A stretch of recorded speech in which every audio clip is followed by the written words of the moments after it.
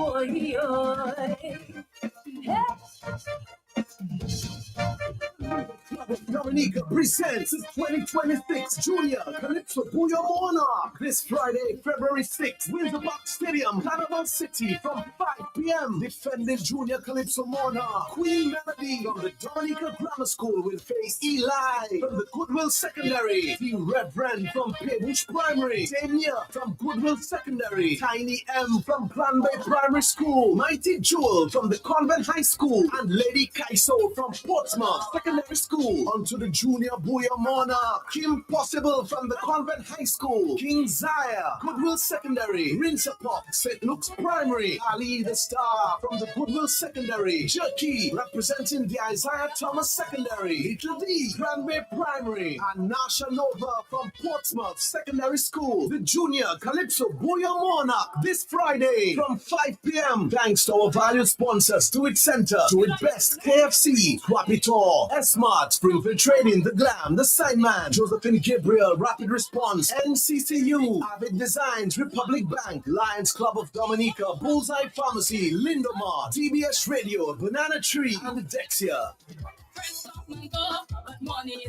Leo Club of Dominica presents the 2026 Junior Calypso Booyah Monarch this Friday, February 6th, Windsor Park Stadium, Carnival City from 5 p.m. Defending Junior Calypso Monarch Queen Melody from the Dominica Grammar School will face Eli from the Goodwill Secondary, the Reverend from Pageant Primary, Damia from Goodwill Secondary, Tiny M from Plan Bay Primary School, Mighty Jewel from the Convent High School, and Lady Kaiso from Portsmouth Secondary School. Onto the Junior Booyah Monarch, Kim Possible from the Convent High School, King Zaya, Goodwill Secondary, Rinsapop, St. Luke's Primary, Ali the Star from the Goodwill Secondary, Jerky representing the Isaiah Thomas Secondary, Little D, Grand Bay Primary, and Nasha Nova from Portsmouth Secondary School. The Junior Calypso Booyah Monarch this Friday from 5 p.m. Thanks to our valued sponsors, Do It Center, Do It Best, KFC, Quapitor, S-Mart, Springfield Trading, The Glam, The Signman, Josephine Gabriel, Rapid Response, NCCU, Avid Designs, Republic Bank, Lions Club of Dominica, Bullseye Pharmacy, Lindomar, TBS Radio, Banana Tree, and Dexia. All right, Dominica, the big show this afternoon. There's the Junior Monarch. The young Calypsonians will be batting all afternoon long. And that's from 5. There's Bouillon des Calypso. On the line with me for the first 5 minutes is the Mr. Leo Turgi, Banis, I think, from the Leo Club. Good afternoon to you, sir. How are you doing today? How are you? Good afternoon, man. I'm doing well. You're doing well. You're full of energy for the show this afternoon? Yes, big things happening today. Big things. All right. Explain to us what is the process this afternoon there. We have a big Calypso show. We have a big Bouillon show of the young people. Tell us what's going on. Okay, so today we have 14 participants from around Dominica, 7 in the Bouillon, 7 in the Calypso, who will come together to showcase their talents tonight at the Windsor Park Sports Stadium at 5 p.m. So let us come out and support these young people and their talents. It's one show, 2 crowns, and that's Junior Calypso Booyah Monarch. All right, give us the names of the participants. Excuse? Give me the names of the participants, both Bouillon and Calypso. Okay. Are you there? Yes, I'm there. Okay, go ahead. So for the Calypso segment, we have Amina Hanpie, stage name Lady Kaiso from the Portsmouth Secondary School, who has a song entitled Who Is to Blame and is written by Claire Jacob. Then for contestant number 2, we have Bijou Nicholas, stage name Mighty Jewel from the Convent High School, with the song entitled Flight of the Young People, written by Tyrone Nicholas. And for participant number 3 in the Calypso segment, we have Maria Cedric, stage name Tiny M, in the Grand Bay Primary School, with a song entitled Stop the Bullying, and it's written by Tasha P. Contestant number 4, we have Nadina Kazemi, stage name Dana, from the Goodwill Secondary School, with a song entitled Back to Basics, written by Merle Eustache. For contestant number 5, we have Malik Farrell G. Reverend from the Paybush Primary School, the song entitled Rise Up, written by Gillian Alexander, Kyle Farrell, and Nadia Farrell. For contestant number 6, we have Elijah Nichols, stage name Eli, from the Goodwill Secondary School, song titled Think for Yourself, written by Harold Seeley, writer. And finally, we have our reigning Calypso monarch, Faith Senville, stage name Queen Melody, from the Dominica Grammar School, with a song entitled Tomorrow, written by Trilogy and Father Branco. And those are the contestants for the Calypso segment of the show. It looks like it's gonna be a big competition this afternoon with the young people. There's a very big competition because I'm showcasing talent. And you're encouraging all the young people to come support. Tell us about the price of the tickets and where we can find the tickets right now. So the tickets are $15 for sitting and for children, and $25 for adult standing. Those are for the regular tickets, regular. 15 for the regular for children, 25 regular for the adults. And for sitting, we have $25 for children and $40 for adult sitting. So those are the price tickets. They can be purchased at the stadium. Right now, as we speak. At the ticket booth. Or the ticket booth right now, as we speak. You have people selling tickets right now? Yes. All right. Mr. Leo, I want to say thank you. And of course, continue the good work there with the Leo Club. I'll try my very best to be, and I think I will be at the stadium this afternoon to support the young people. All right? Yes, sir. Thank you. Leo Club representative. Calypso competition. The young people will be batting all afternoon long from 5. Go support the young folks. The young people are bowling. The man's been for too long, but taking no stop. So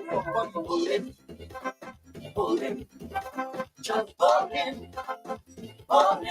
A big show from the stadium from 1. Stick around. Dominica presents its 2026 Junior Calypso Booyah Monarch this Friday, February 6th, Windsor Park Stadium, Carnival City from 5 p.m. Defending Junior Calypso Monarch, Queen Melody from the Dominica Grammar School will face Eli from the Goodwill Secondary, the Reverend from Paybush Primary, Damia from Goodwill Secondary, Tiny M from Granby Primary School, Mighty Jewel from the Convent High School, and Lady Kaiso from Portsmouth Secondary School. Onto the Junior Booyah Monarch, Kim Possible from the Convent High School, King Zaya, Goodwill Secondary, Rinsapop, St. Luke's Primary, Ali the Star from the Goodwill Secondary, Jerky representing the Isaiah Thomas Secondary, Little D, Granby Primary, and Nasha Nova from Portsmouth Secondary School. The Junior Calypso Booyah Monarch this Friday from 5 p.m. Thanks to our valued sponsors, Do It Center, Do It Best, KFC, Swap It All, S-Mart, Springfield Trading, The Glam, The Signman, Josephine Gabriel, Rapid Response, NCCU, Avid Designs, Republic Bank, Lions Club of Dominica, Bullseye Pharmacy, Lindomar, TBS Radio, Banana Tree, and Dexia.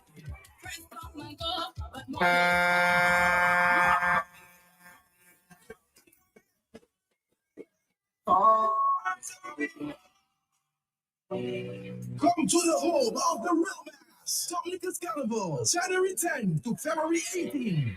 Plus, 2026. Book your flight today. For more information, DominicaFestivals.com.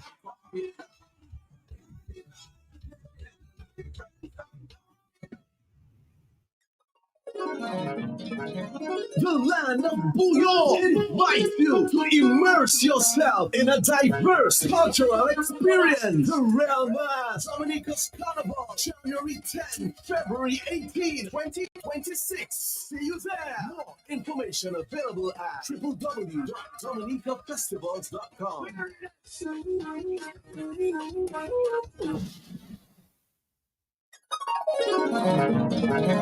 The land of Bouillon invites you to immerse yourself in a diverse cultural experience. The Real Mass Dominica's Carnival, January 10, February 18, 2026. See you there. More information available at www.dominicafestivals.com.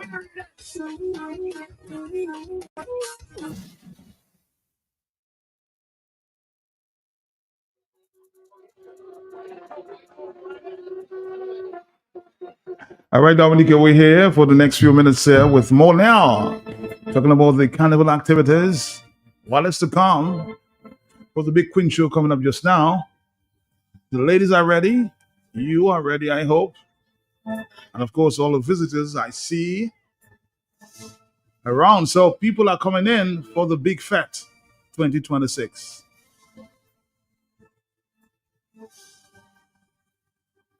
Monel is here from the DFC communication specialist here. Good afternoon to you. How you doing? Good afternoon to you, Matt, and good afternoon to all the listeners of Q95. I hope you guys are having a wonderful Friday and gearing up for yet another amazing Mass Dominique. I know a lot of you have been attending the different pageants and competitions, and you're in the season, you're in the mood to have an explosive Carnival experience on Monday and Tuesday, February 16th and 17th. Thank you very much for inviting me here. How are you doing, Matt? You're welcome. You're welcome. I see you have a lot of energy buzzing there for this Carnival season. Where's its energy coming from? The food I ate. The food you eat. Okay. But it's exciting and I love what I do. So if you love what you do, then communicating what you love is easy. It becomes part of you. That is correct. Okay. So what is on for this weekend? All right, so we're getting set for the Mass Dominique, or rather for Carnival Monday and Tuesday. I'm here to speak to you on three things. One, Carnival Monday and Tuesday. The other, the Miss Dominica Carnival Queen pageant that's happening next week. And then, of course, Sunrise, the biggest fete in Dominica. Want to touch on that as well. So firstly, want to touch on the Miss Dominica Carnival Queen pageant. We've launched, you've seen the ladies. They've participated in several interviews. From a Discover Dominica Authority standpoint, through the Dominica Festivals Committee, we've played our part. We've ensured that the contestants have gone through thorough interview panels with different individuals. They had training with walking. They had reviews of different queen shows. So preparations from our end have been done. And of course, with their team, they're doing a lot as well. So you think they're ready? Yes, I believe they are ready for the competition. And based on the conversations or the buzz out there, people can see that the ladies are ready for the competition. Something I will plug in before I go any further. Keep in mind, being on stage is not an easy activity. Nerves, a lot of things can go wrong on the night of the show. But when we support and celebrate people who are on stage and performing, it motivates the individuals. So keep in mind, even if you're there for one particular individual, it's a good idea to support all the young ladies, even if your clap is not as thunderous as it is for your particular contestant. I encourage everyone to support each of the ladies on a stage. Tell us a little more about the ladies. Yes. Tell us a little more about the ladies. That said, we have 5 contestants competing for the Miss Dominica Carnival Queen competition. Contestant number 1 out of Granby, Miss Denisha Uzeb. Contestant number 2, also representing Granby, is Dana Eugene. We have out of Jimitan St. Joseph, Shireen Mills. Representing Atkinson in the Kalanago territory, we have Dana Grano, and from Crayfish River and the Kalanago territory, Sanshia Tyson. So these are the contestants for vying for the title of Miss Dominica 2026. The show is taking place next week, Thursday. That is Thursday the 12th.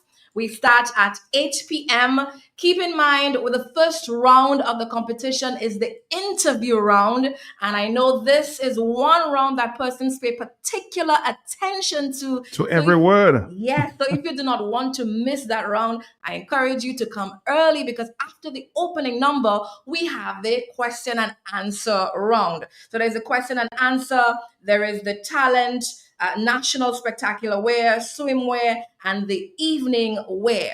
And this year's theme is Booyah in Bloom, or rather Booyah Bloom. We celebrate all things Booyah music. So we're mixing Booyah with pageantry. You will see a few Booyah artists on stage performing as well for the Miss Dominica pageant. You will see elements of Dominica's Booyah music. As we know, Booyah is not soca. So Booyah in its full bloom, in its full majesty, will be live on stage for the Miss Dominica Carnival Queen pageant.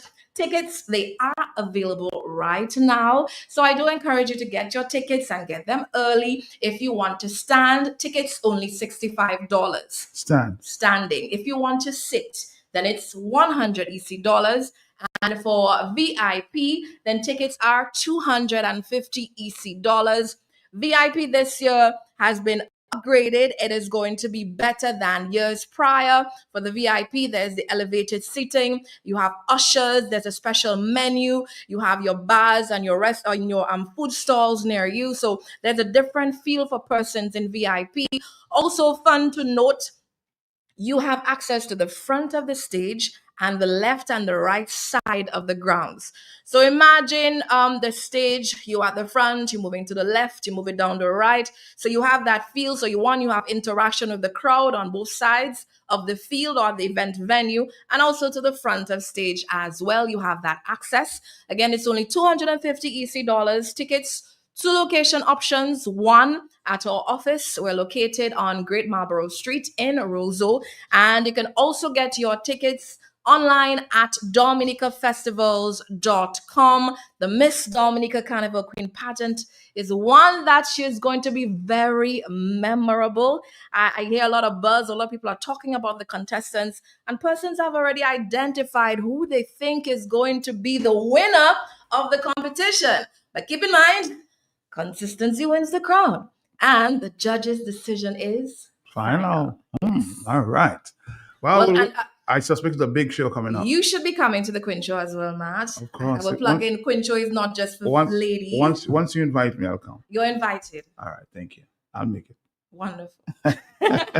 So tell me, what's we're gonna move to, of course, the Carnival Monday and Tuesday and more. Yes. So before Carnival Monday and Tuesday, the following day, on Friday the 13th, we have Sunrise. Oh, Sunrise! That's a big activity. Fete. Yes. Sunrise is the biggest fete on the calendar. Now, Sunrise is one that starts about 10 p.m. in the evening, 9 to 10 p.m. in the evening, and we end the following morning, Saturday morning, at 10 a.m. So it's 10 to 10. This is the Sunrise feel that you're going to experience. At Sunrise last year, we had over 5,000 attendees. 5,000? Yes. So the space, we were at the forecourt of the Winter Park Sports Stadium. The venue was too small. So we have relocated to the ground. This is where Carnival City is currently. So there's more space. So the VIP is going to be elevated. The experience is going to be elevated. Of course, you will see the signage. You will see the first aid if you need some support, whatever the case may be. That is there for you. And the lineup is wonderful. On the lineup for Sunrise, we have DJ MJ and MV on the keys, DJ Taffy and Friends, Rio, Guada G, Trilogy, Muddy out of Grenada, Ricky T out of St. Lucia, Lyrical from Trinidad, DJ Big Boss out of St. Martin, and King James also from St. Martin. We have from Dominica, we have our Booyah artists, Rhythm Knockers, Strix and Hussey, TK International, Pooders, Unstoppable DJs. Out of Sweden, we have DJ Stella, we have Kenny G, we have Ridge, we have Eddie out of Guadeloupe. So this plus more artists, so that's not all. And keep in mind, Sunrise is a party. There is no MC on stage for Sunrise. So it's one act after the other, one energy after the other. So you need energy for that. Yes. You need a In lot of Dominica, energy. we encourage persons who are coming to Dominica that when they're coming here, they need to rest first, take their vitamins prior to coming to Dominica. Mhm. Because in Dominica, we party differently. We believe in bathing, guys, critical. Bathing, getting dressed, and moving out and enjoying our time out there in Dominica. So tickets for the Sunrise Experience, it is available as we speak. There's very limited VIP tickets left for Sunrise. Sunrise VIP tickets, it stands at 500 EC dollars. And it's limited. Very limited, very, very few tickets, probably less than 100 tickets. It's probably too much, less than 50 tickets. Yeah, about less than 50 tickets available for VIP Sunrise. The others have been sold out. So get your tickets early. VIP Sunrise, again, 500 EC dollars. General admission is 200 EC dollars, likely more at the door. So it's a great idea to get your tickets early in advance for Sunrise. And of course, at the gate, I said it's more likely a $50 bump in the price at the gate. So do yourself a favor, save the $50 for drinks, for lipstick, to buy something for yourself, and get your tickets early. They are at our office at Great Marlborough Street and also on our website, And how much is it? How much are these tickets? www.dominicafestivals.com. Again, VIP, $500. General admission, $200. At the gate, 250 EC dollars. Let's take a break. We'll come back. I think you have energy, but we'll take a break. Give you some time to drink some water. We'll be back. The land of New York invites you to immerse yourself in a diverse cultural experience. The Real Mass Dominic's Carnival, January 10, February 18, 2026. See you there. More information available at www.dominicafestivals.com.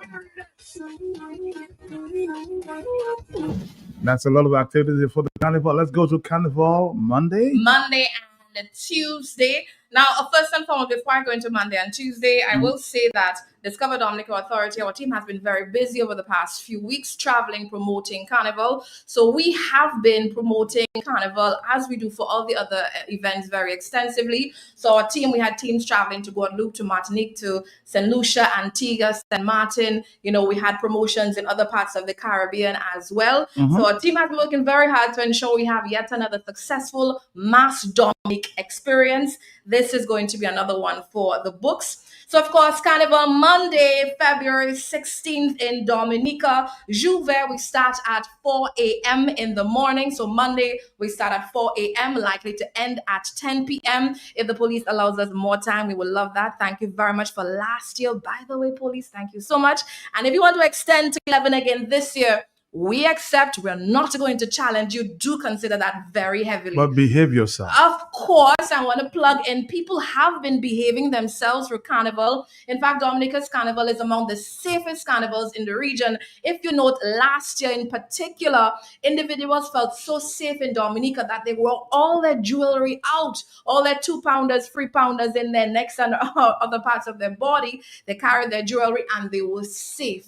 We heard very little of crime and violence in Dominica's Carnival. So that safety will continue. We anticipate that continuing into this year. I want to thank all those of you who played your part to ensure that our Carnival remains safe. Also, thank you to the police, fire and ambulance, and of course the Red Cross and all the other persons who support the Carnival to ensure that it maintains its safety.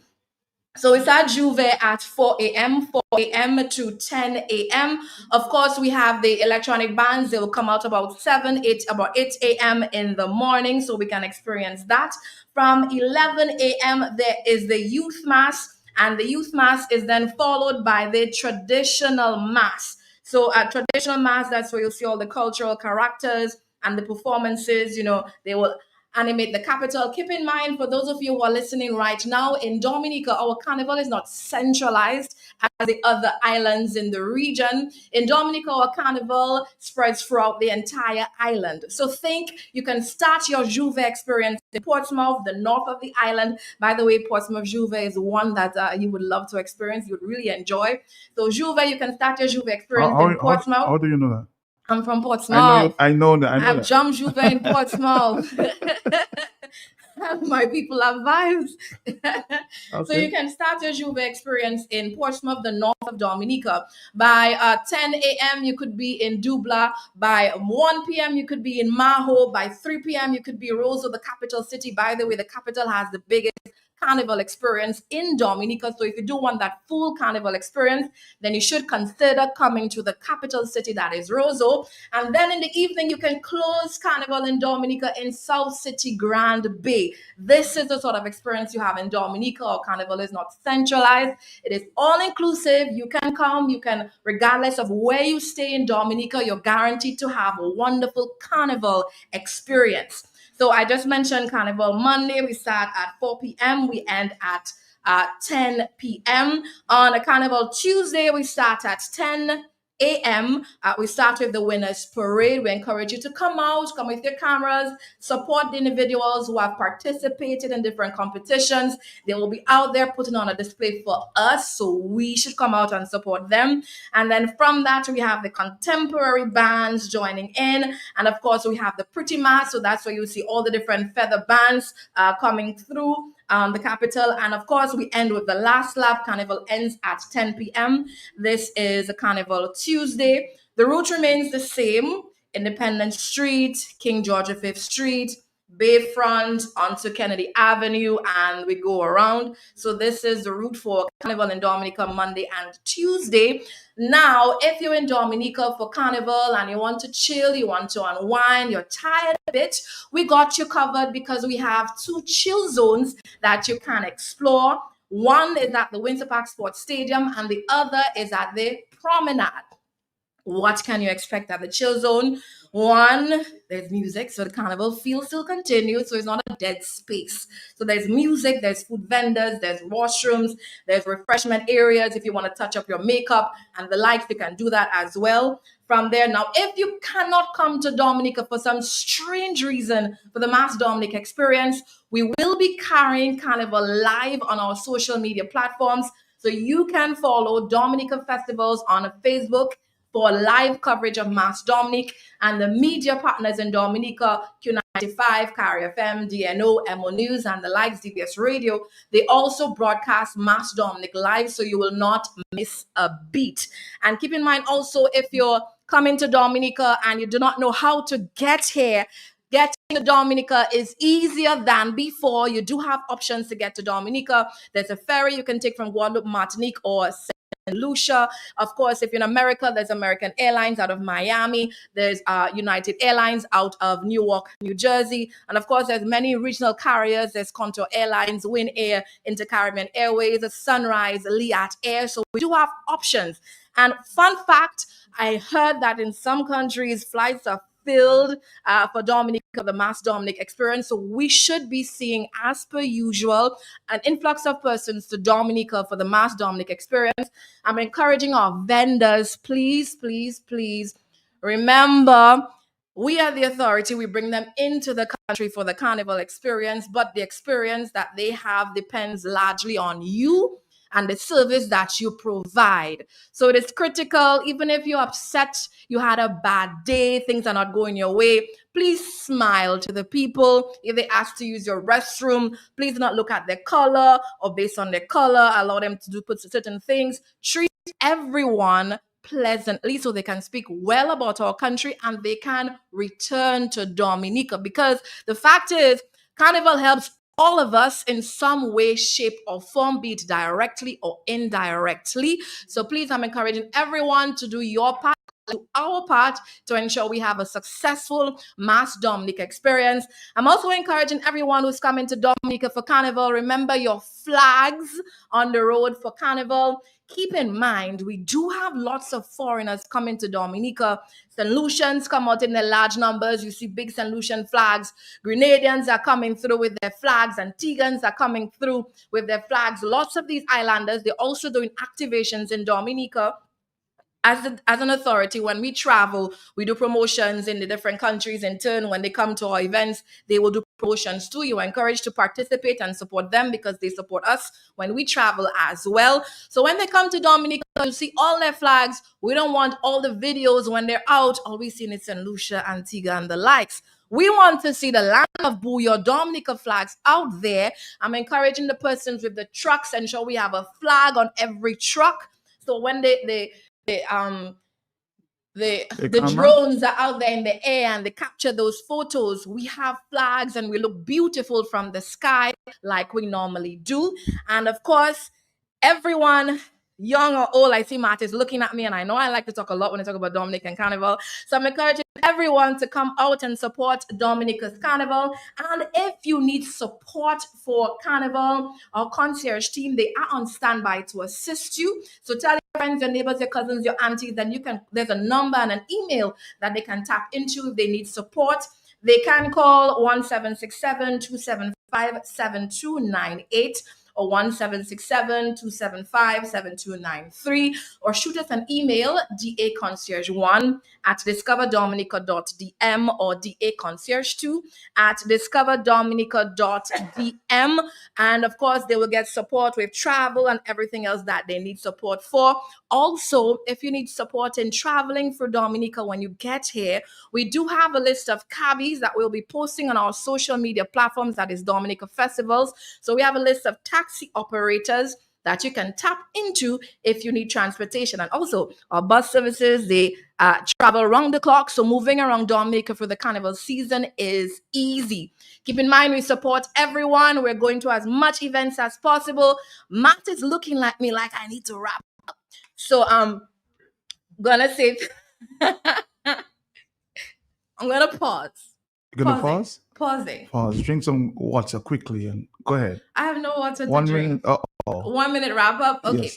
So my final wrap up for 1 minute, I want to encourage each and every one of you on behalf of Discover Dominica Authority and the Ministry of Tourism to come out and support Dominica for our carnival experience. This is not a product, even if we are the one producing the product. This is a national event. It belongs to us. So I'm encouraging each and every one of you to come out and support in some way, shape, or form. Keep in mind, too, support also means that you are celebrating each other. Support also means that we're servicing our tourists or visitors well. Support also means that we are playing our part to ensure Dominica remains safe.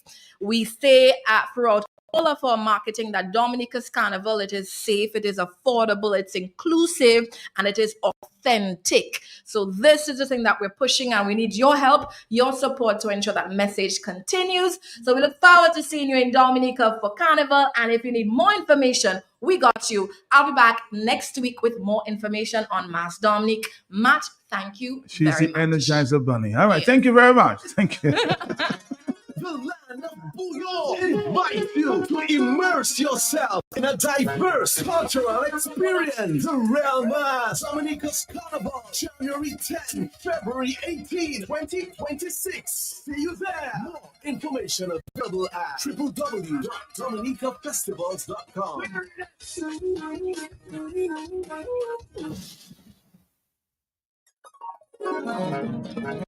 The land of Booyah invites you to immerse yourself in a diverse cultural experience. The Real Mass Dominica's Carnival, January 10, February 18, 2026. See you there. More information available at www.dominicafestivals.com.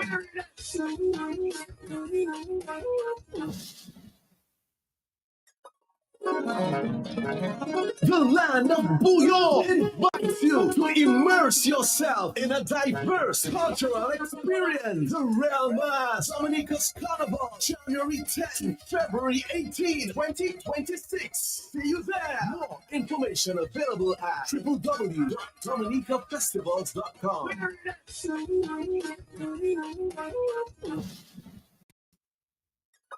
The land of Booyah invites you to immerse yourself in a diverse cultural experience. The Real Mass Dominica's Carnival, January 10, February 18, 2026. See you there. More information available at www.dominicafestivals.com.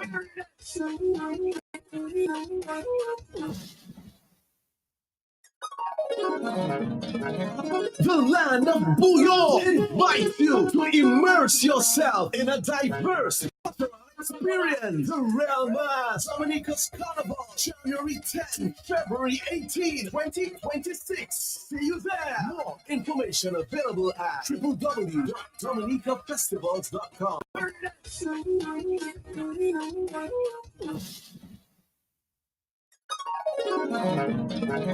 The land of Bouillon invites you to immerse yourself in a diverse cultural experience. The Real Mass Dominica's Carnival, January 10, February 18, 2026. See you there. More information available at www.dominicafestivals.com.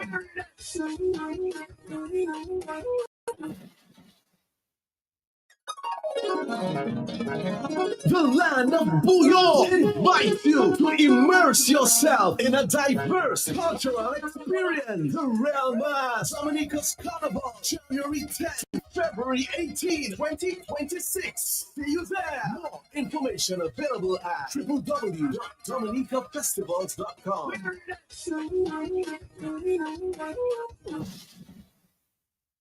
The Leo Club of Dominica presents the 2026 Junior Calypso Bouillon Monarch this Friday, February 6th, Windsor Park Stadium, Carnival City from 5 p.m. Defending Junior Calypso Monarch, Queen Melody from the Dominica Grammar School will face Eli from the Goodwill Secondary, the Reverend from Paybush Primary, Damien from Goodwill Secondary, I am from Convent Primary School, Mighty Jewel from the Convent High School, and Lady Cato from Portsmouth Secondary School. Onto the Junior Bouillon Monarch, Kim Possible from the Convent High School, King Zaya, Goodwill Secondary, Rinsapok, St. Luke's Primary, Ali the Star from the Goodwill Secondary, Jerky representing the Isaiah Thomas Secondary, Little D, Grand Bay Primary, and Nasha Nova from Portsmouth Secondary School. The Junior Calypso Bouillon Monarch this Friday from 5 p.m. Thanks to our valued sponsors, Do It Center, Best KFC, Swap It All, S-Mart, Springfield Trading, The Glam, The Signman, Josephine Gabriel, Rapid Response, NCCU, Avid Designs, Republic Bank, Lions Club of Dominica, Bullseye Pharmacy, Lindomar, TBS Radio, Banana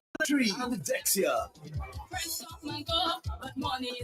Leo Club of Dominica presents the 2026 Junior Calypso Bouillon Monarch this Friday, February 6th, Windsor Park Stadium, Carnival City from 5 p.m. Defending Junior Calypso Monarch, Queen Melody from the Dominica Grammar School will face Eli from the Goodwill Secondary, the Reverend from Paybush Primary, Damien from Goodwill Secondary, Tiny M from Grand Bay Primary School, Mighty Jewel Convent High School, and Lady Kaiso from Portsmouth Secondary School. Onto the Junior Bouillon Monarch, Kim Possible from the Convent High School, King Zaya, Goodwill Secondary, Rinsapok, St. Luke's Primary, Ali the Star from the Goodwill Secondary, Jerky representing the Isaiah Thomas Secondary, Little D, Grand Bay Primary, and Nasha Nova from Portsmouth Secondary School. The Junior Calypso Bouillon Monarch this Friday from 5 p.m. Thanks to our valued sponsors, Do It Center, Do It Best, KFC, Swap It All, S-Mart, Springfield Trading, The Glam, The Signman, Josephine Gabriel, Rapid Response, NCCU, Avid Designs, Republic Bank, Lions Club of Dominica, Bullseye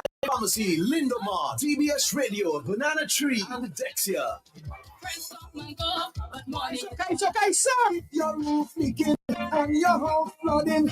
Fix it. Calypso Power, Net of Reef Restaurant and Bar presents Calypso on the Reef Volume 2 this Sunday, February 8th, 7 p.m. at the Net of Reef Restaurant and Bar, Calypso Flats, featuring Monax, Sally Chess, Bob Observer, Caress, and JD Tasha. The sensational count for P-Side, National Reds Avia, Mystery Sandy, Mighty D Checker, Mama B Baba. Back to by the mighty swinging stars and powered by DJ Power Sounds. Also DJ Stick, MC2 Web. Entrance only $20.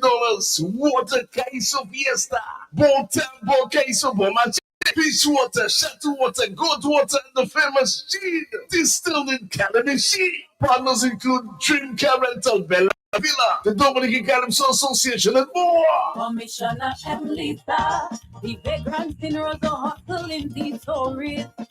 What a case of party this Sunday in Calypso. Lego jacket bacchanal. Carnival Calypso. Moi Kayla. Nous toutes. Kayla. Baptista. Calypso, Calypso, Calypso. Oh, KFC.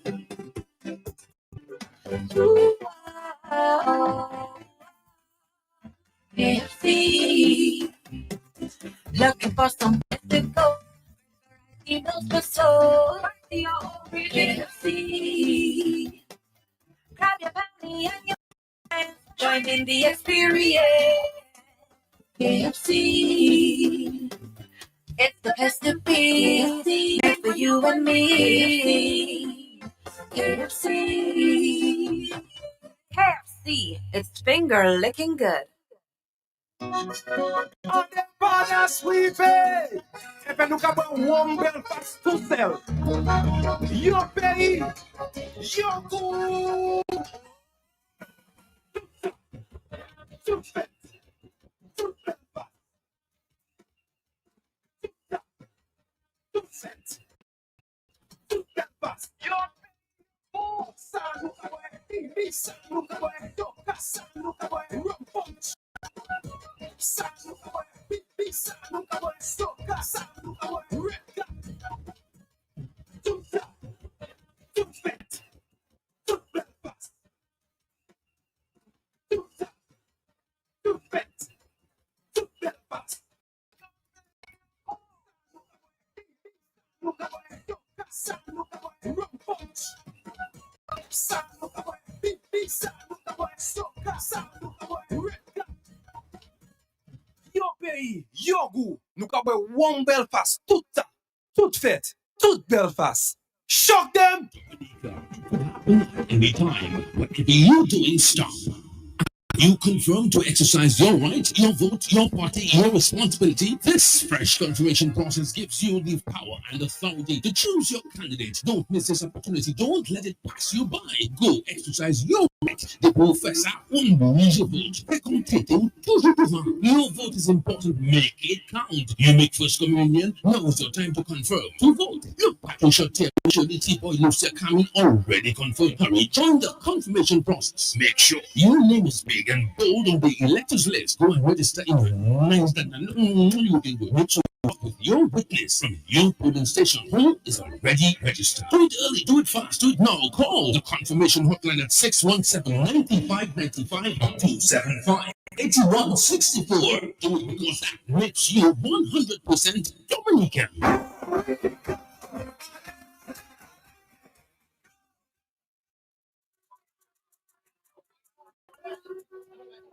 All right, Dominica, we're here. Don't think we have gone away. We're here. This is the Talk on the Block. And with us, as promised, is the leader of the United Workers' Party, Dr. Thompson Fontaine.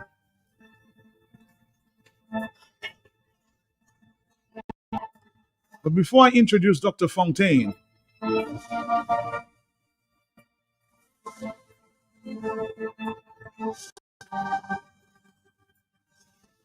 I want us to review because we're now in the. Everybody's been talking about registration, confirmation. I spoke briefly to the chief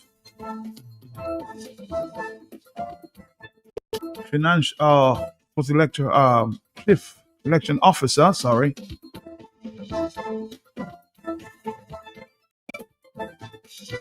Because there was worry about persons registering. And final announcement came that a new registration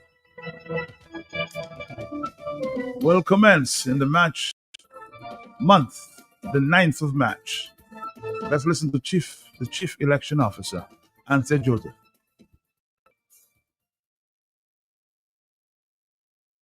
Now pleased to report that these changes have now been addressed and the new voter registration system is ready, and it requires a highly skilled computer savvy registered officers trained to operate this advanced technology. From March 9th through the end of the confirmation period, voter registration will take place at the confirmation centers An assistant registering officer will be appointed at every confirmation center to process registration applications. In addition, a registering officer will be appointed for each constituency to support and oversee the process. Training for registering officers will begin next week, and that will ensure that all staff are fully prepared to deliver an efficient, secure, and transparent registration process.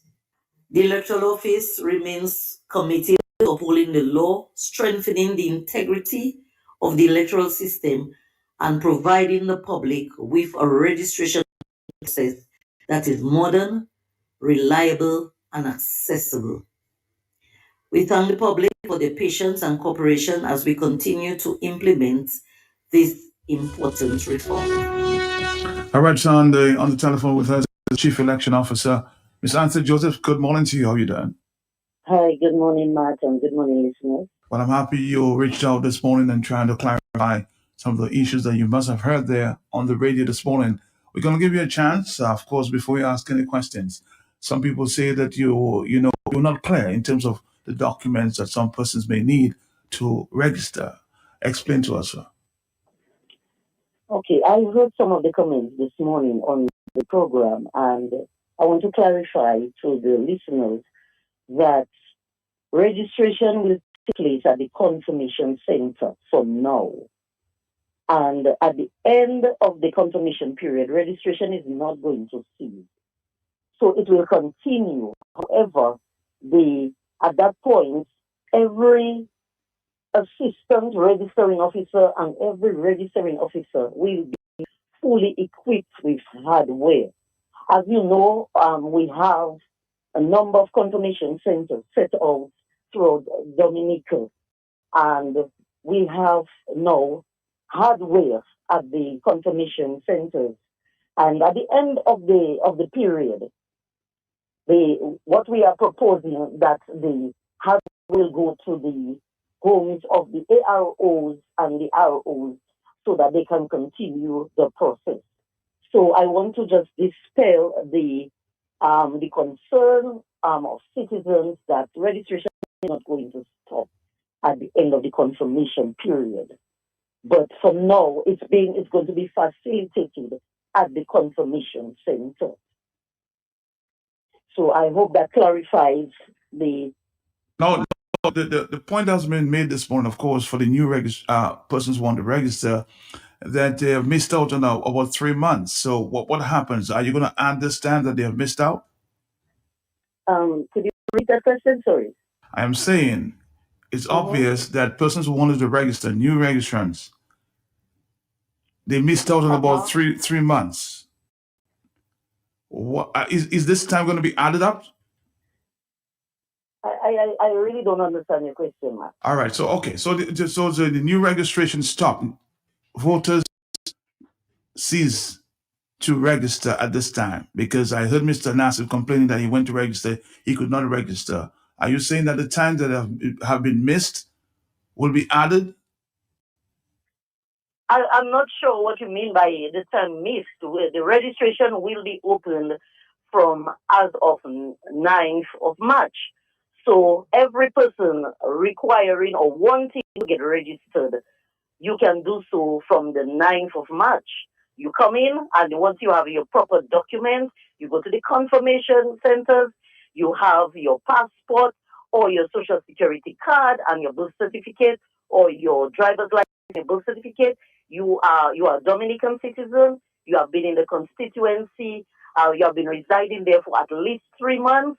You work with a witness from the same polling district, and you go to the center and get registered. So what are the documents that you may need? That was the clarification that was needed. The documents that you yes, go ahead. For a Dominican citizen, you need your passport. Once you are 18 years and above and you have been residing in your constituency for at least 3 months maximum, then you need your passport, a valid passport, or social security card, and your birth certificate or your driver's license and your birth certificate, and a witness from the same polling district where you are going to be registered. So this is the requirement for Dominican citizens. For a Commonwealth citizen, you require to be on island at least 1 year. And you need your passport from your country and your birth certificate or Dominican ID, government ID and the birth certificate in addition to an affidavit for that. So I hope that is clear to listeners. Now, there's still a lot of questions. Somebody's making the point, and I don't know if you're, of course, in the place to answer the question, but I'll ask it anyway. Man, this whole registration saga makes absolutely no sense, and again points to the gross incompetence in the administration of our country. You have a registration system that seemed to work for 50 years.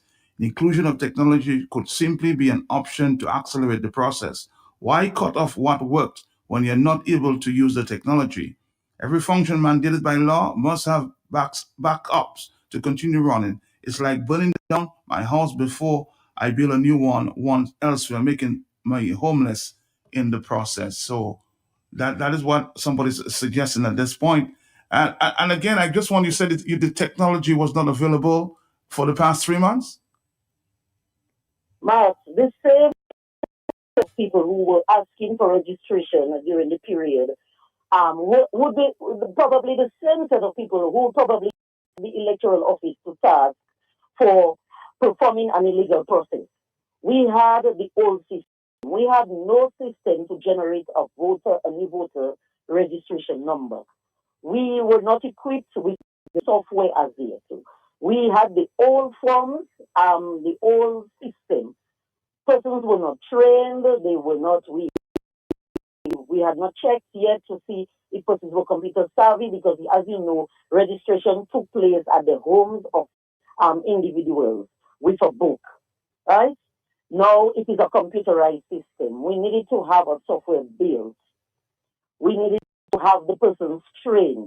We needed the new forms. We needed a new voter management system that could create or generate voter ID, new voter ID numbers.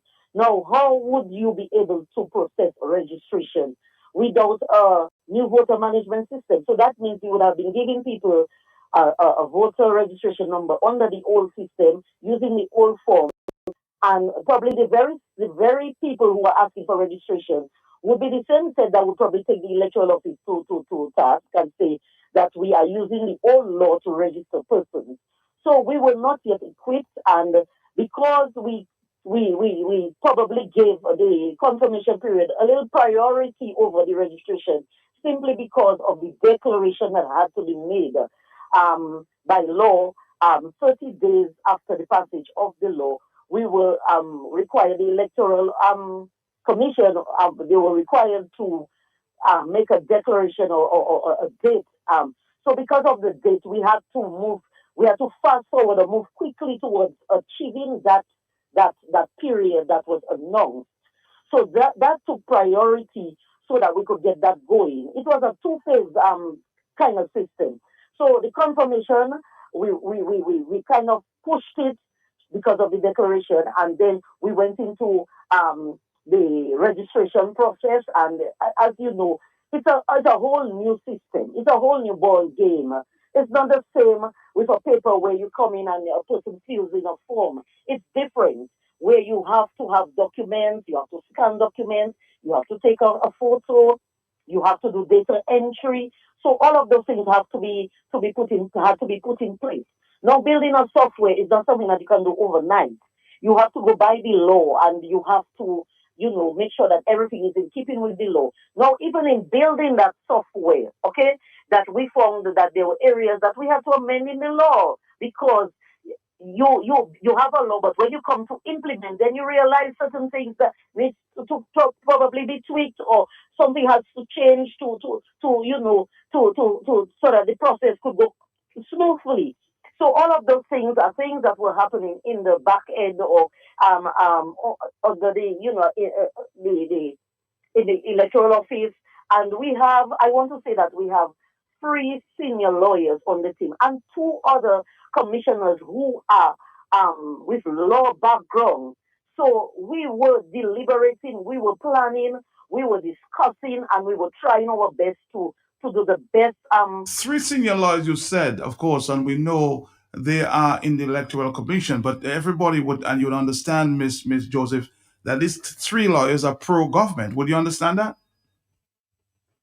So I sit at the electoral office, and we sit and we look, we deal with what is before us. And I don't know this talk that is, I heard a statement that really I was very displeased with when I heard that the Electoral Commission was in cahoots with the government to prevent registration.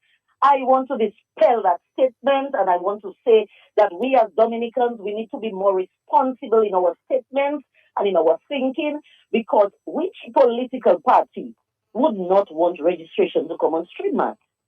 I mean, come on, every political party.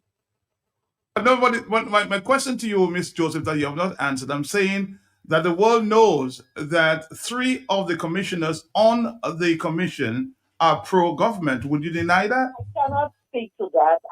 We work as a team.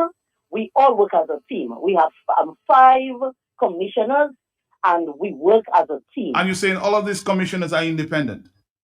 Beg pardon? And all of these commissioners are independent. That's your point? I say we work as a team. We work as a team. We work as a team, man. Okay? It's a team effort. It's not a 2 by one side or 3 on the other side. We work as a team. That's why we have commission meetings, and there are discussions, and decisions have to be taken. Okay? So 1 person or 2 persons or 3 persons kind of do what they want. It has to be a discussion. It has to be a deliberation, and a decision to come from a meeting. So we work together as a team. The 5 come work together. So I'm not sure why would somebody think that or make statements like that. I mean, we have engaged. Well, would you agree that the new law makes provision for continuous registration? It speaks to both confirmation and registration. Hello. The new law makes accommodation. Yes, provision for continuous registration. So why did we have to stop? Because Matt, we did not have an engine in ready for registration. We were not able to do registration under the old law. It took us some time to have a software built. It took us time to sit and to make decisions. Yes, it is in a law, but there has to be a transition process. When you have an old to a new, there must be a transition process. You don't just jump from old to a new. You have to put things in place for the new law to work. So if you do not have things in place for a new law to work, then you must put it in place, and that is what we were doing. Okay, so we are now ready, and I think the public should be pleased to know that we are ready to begin registration, and that will, alleviate the pressure on the political parties who are asking for registration to be open. We're now going to resume, and I think everybody should be pleased and happy that we are going to resume registration. All right, Miss Ansel Joseph, thank you very much. I know I have a lot more questions to ask. Oh boy.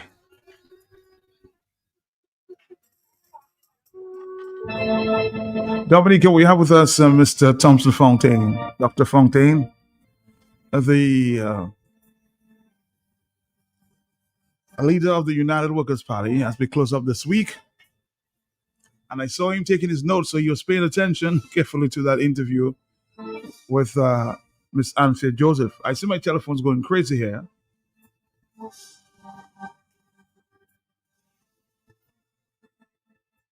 I remember specifically Mr. Commissioner Wayne James saying that we were not ready, or the commission was not ready. Clearly, there's complications here. The easiest thing to have done is to start with a clean voters list. All this confirmation and reconfirmation and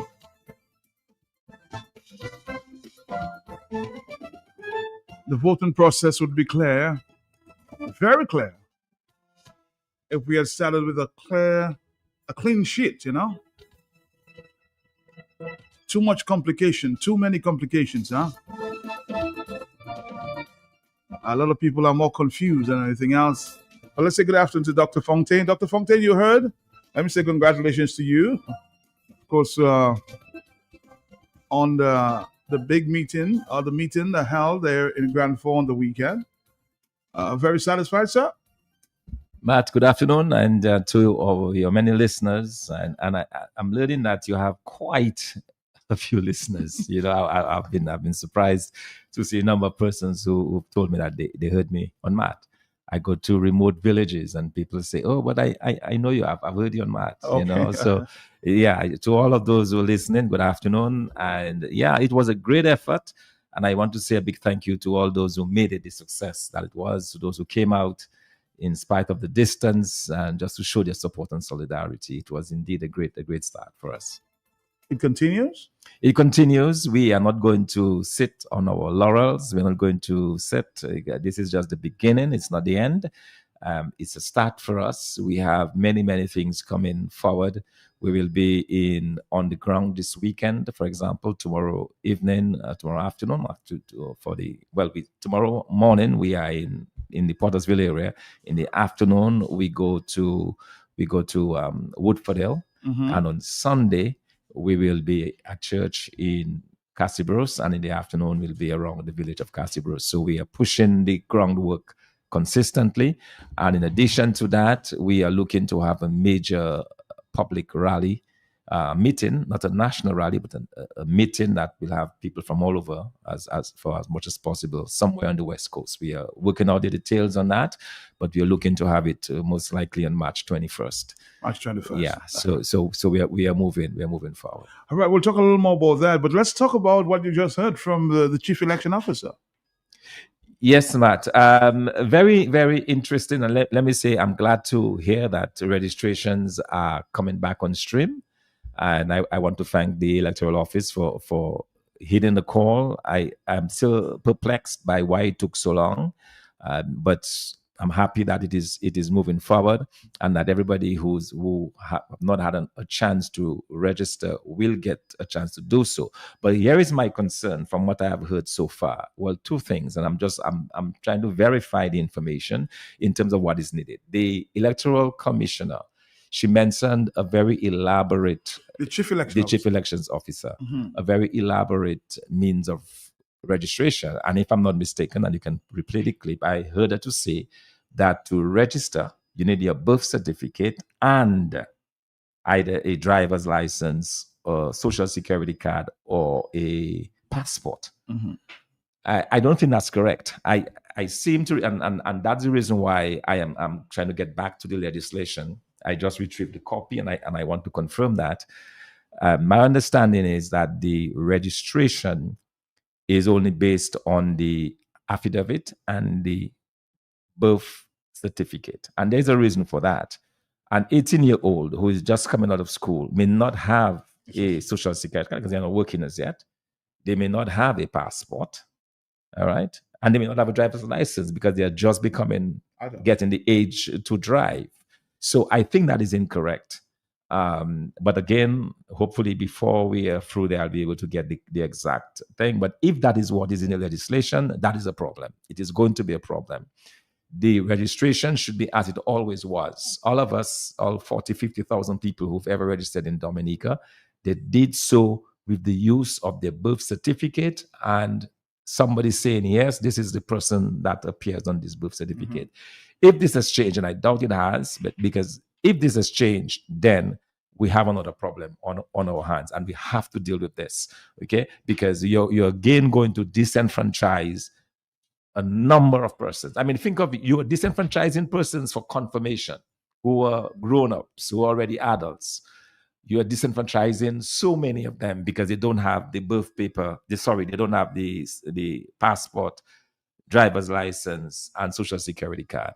And you're telling me now you want to disenfranchise another size of the population, which are the young persons just turning 18, 17 into 18. Something is not right with this, and that needs to be fixed. That needs to be looked at. And I hope I did not hear incorrectly, but I think that's what I heard earlier.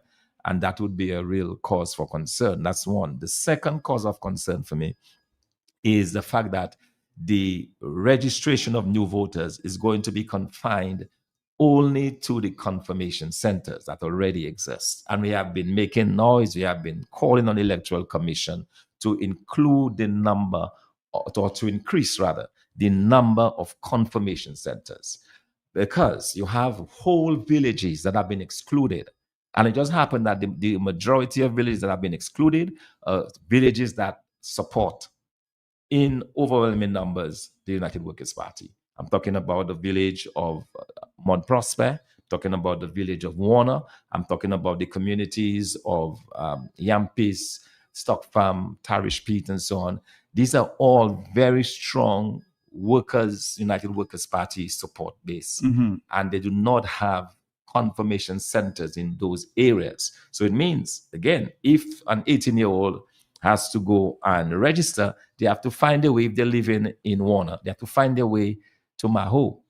Okay, that doesn't work. Okay, so we have to go back, and that's the reason why in under the old system, and I simply don't understand why they're complicating this so much. Why? Under the old system, you had your confirmation or your registering officers in your own village. And there's a reason for that, because you come from work you come from school, or you come from work late in the day, you can jump in and get registered. They would open your doors for you, they would register you. Now you have fixed timelines on the confirmation centers. So we are continuing to put hindrances in the way of persons who are simply exercising their democratic right to vote. And this must be fixed, and I hope the Electoral Office will fix those issues that I've highlighted. Let's take a few calls, because, of course, telephones are going. Are you there? Good afternoon. Yes, Matt. Good afternoon. I'm listening to the interview. Yes, sir. It's a bit incensing listening to the Chief Elections Officer. Okay. Dominicans need to be incensed about all the responses that she gave first and foremost, and to pay close attention to what is happening. But let me respond directly to a concern raised by the leader of the UWP a while ago about what is troubling in the process of registration. And I'm going to put it in the form of a question. And the question is, are Dominicans, yourself, and the leader of the opposition, or not leader, but the leader of the UWP, aware that in the constituencies of Roseau North, Roseau South, Point Michel, St. Joseph, La Plaine, Kalinago Territory, Cassie Bruce, which is the other one again, that the current parliamentary representatives, particularly in Roseau North, Roseau South, are going around to young people to have them fill in their passport forms, bring it to the constituency offices for their passports to be issued. So we are in trouble because they have to be mindful of that, and they must be knowledgeable about it. There is also something very suspect now about the collusion of the Youth Development Division and the current Labour Party government in the infiltration of youth groups in Dominica and granting access by the government of Dominica to the youth groups in Dominica so that the Prime Minister can speak to them. Let us not forget that the current Youth Development Officer had been for many years in goodwill and particularly soliciting and being part of the campaigns of the Dominica Labour Party. And pay close attention to what is happening to the Youth Development Division. And that has to be. So we need to open our eyes and ears as to what is happening. Something is highly suspect in the latest operations of the Youth Development Division and the involvement of the government of Dominica with the Youth Development Division in its activities. So that is something that is highly suspect and need to be close attention to. However, to a very large extent, there are efforts by I know it's happening in Goodwill and in Gutter, Tarish Pit, and Yampis and those places. Many young people have been asked to bring their passports forms to the Labour Party office on Federation Drive so that their passports can be issued. Okay? That's a fact. So we have to be mindful of it. Now, I listened at length to the interview with the Chief Elections Officer. And I'm glad Dr. Fountain is raising those points about the driver's license, the social security gap, and the passport. And it seems to me that there may be efforts afoot to disenfranchise many Dominicans, many young people from registering, and to disenfranchise people from registering. Okay? The question I have to ask, and I listened to her interview very arrogantly, very high-handedly saying registration will begin on the 9th of March. But the question is, did they inform Dominicans that registration was going to be suspended? Did they inform them? And I think it's because Mr. Gregoire posited a letter to the public, and the person that he is, the standing that he has in the Dominican society, it must have shaken them to their roots. So now they want to respond to that. Because the very same concerns that Mr. Gregoire raised in the registry have been raised by the opposition and many people for a long while. They did not respond to it. They pretended as if it was dogs that were barking, and so they paid no attention to them. Now, because I suspect it's the prominence of a certain prominent citizen has raised the concern in two separate letters, these people hypocritically and high-handedly want to know to go and talk about registration. And what they are doing is they are saying, okay, in the process of registration, we will stonewall the process. So we will ensure that only certain people are registered. This is an affront to just stealing an elections again. Dominicans must be incensed about it. It is time we stop lying down on our backs and allowing this government and the electoral office to roll over the people of Dominica to deny them a free and fair election. This must stop. And it is time every right-thinking, advocating Dominican decides, okay, fine, another election in Dominica will not be stolen. The government must be on its trembling heels now because of the visa issue and the American thing, where they realize now they may not be able to import hundreds of voters into Dominica to vote. So they want to scheme all kinds of ways and means of measures to ensure that the next time an election is called, they again can slip in their dishonest practices to regain the power and control of Dominica. I would want to encourage the leader of the opposition, well, I keep saying the leader of the opposition, the leader of the UWP, to be mindful, to be forceful. And I think it is high time that we get some high financial sponsorship to sue the Electoral Commission, take them to court for this obvious persistent breaches. Listening carefully to the utterances of the Chief Elections Officer in your interview today, it speaks based on the tone of her voice, based on the level of her voice. This lady seems to be against the wall, and because her back seems to be against the wall, she wants to speak very forcefully and try to circumvent the religion. I heard you ask her, is there going to be an extension based on the fact that people have been denied the opportunity to register? Is there going to be an exception? That was simple baby English for kindergarten, and she kept telling you she did not understand the question. If you cannot understand simple English in a simple question, what qualifies you to be the Chief Elections Officer and to manage such a complex issue in the democratic process of a country? A simple question that lady couldn't answer. You ask her a simple question. Based on the fact that people were denied an opportunity to register, are you going to extend the registration process? She said she doesn't understand the question. And she tried to, you know something that I have to tell you, when you see you interviewing those government people, you have to do some kind of thing to awaken you so that they don't give you those kind of honey and milk questions that they're giving you for you to just take it and not be alert of how they're trying to bamboozle you. Okay? That's all I'm trying to tell you. Focus, pay attention, listen to the nonsense that they're telling you, and hit them with some kind of contradictory question, because she bamboozled you too much this morning, and I'm very sorry to say that publicly to you, but I have to say, this lady needs to be put on the firing line by some prominent citizens where she has to be accountable. The Chief Elections Officer is a constitutional position. It is not a governmental position. It is a position appointed by the President of Dominica, accountable to the people of Dominica through the Constitution of Dominica. And she needs to realize she's not an agent of the government in power. She's a servant of the people of Dominica. Okay? And this kind of circumventing, watering down answers that she was, who she thinks she's talking to?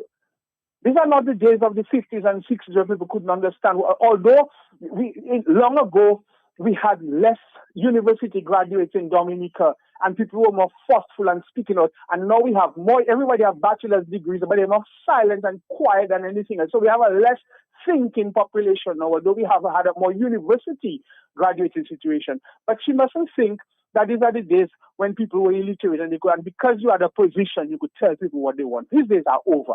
Right. These days are done. Thank you, Simeon. Thank you. Of course, social scientist Simeon.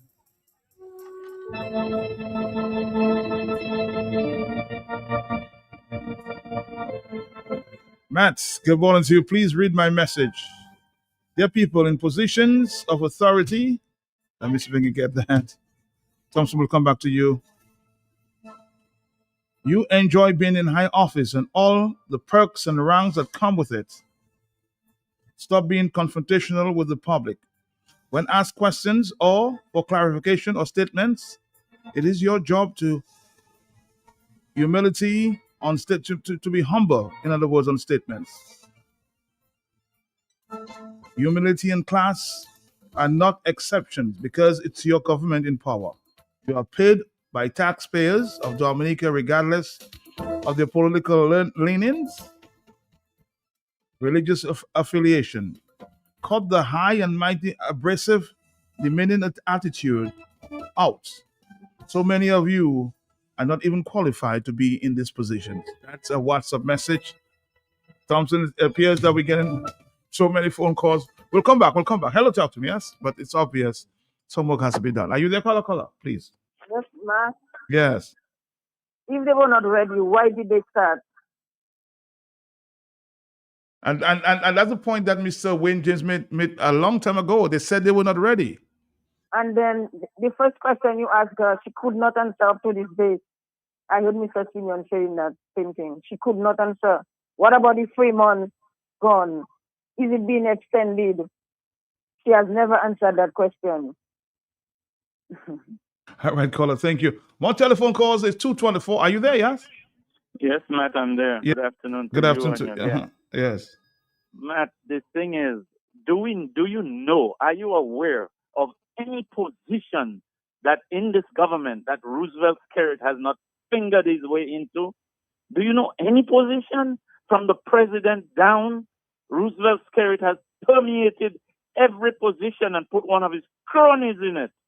Every last one. Not one of them is devoid of that.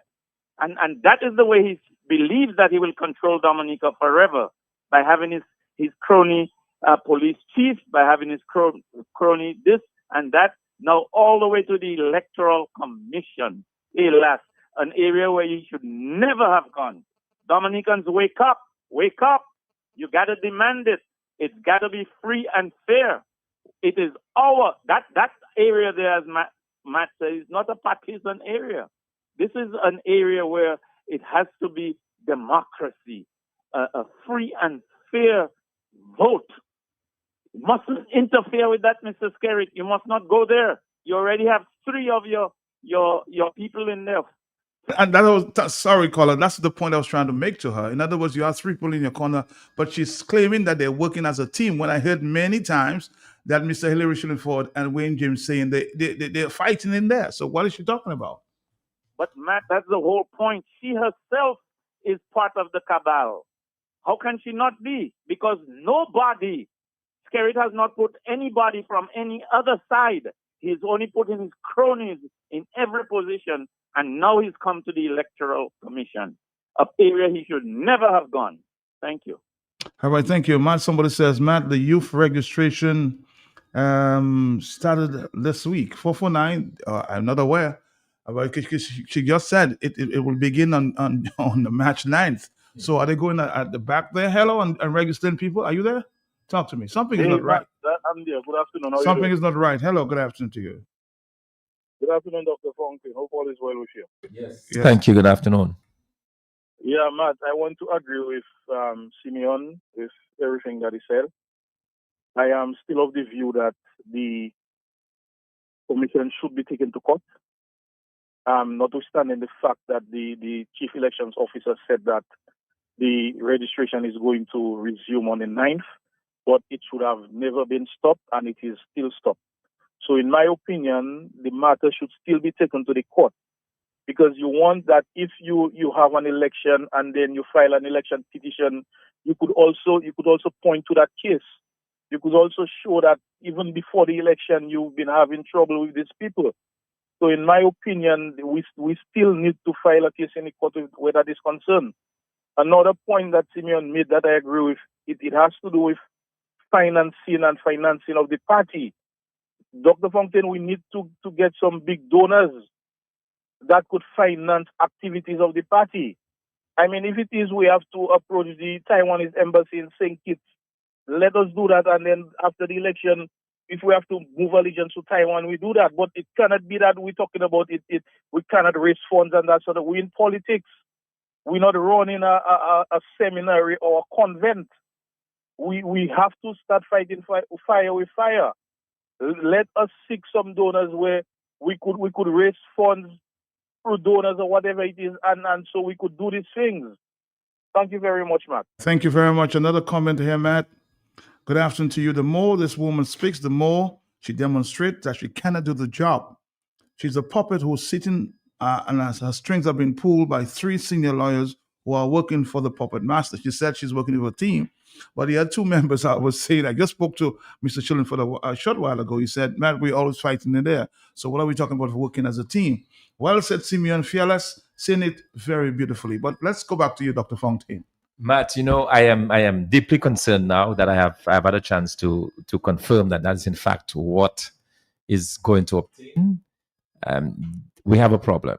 We have a huge problem on our hand, and that must be fixed. And I suspect the only way this is going to be fixed is with legal action against the Electoral Commission, because you can't, and it is so obvious. I mean, that ridiculous strategy of this Labour Party government to put those conditions, asking 17 and 18-year-olds to get a passport for $150 plus whatever cost. You have to come from the country, you're paying $20 both ways, at least $250 to $300 to get a passport of a 17-year-old wanting to register, knowing that these people do not have work, they don't have social security cards, knowing that they don't have driver's license. So effectively, you're sending them to get a passport, and then using the deep resources of the state to give those that you want passports so that they can register and they can confirm, and the other people, what happens to them? It's unfair. It is grossly unfair, because I know specifically of one constituency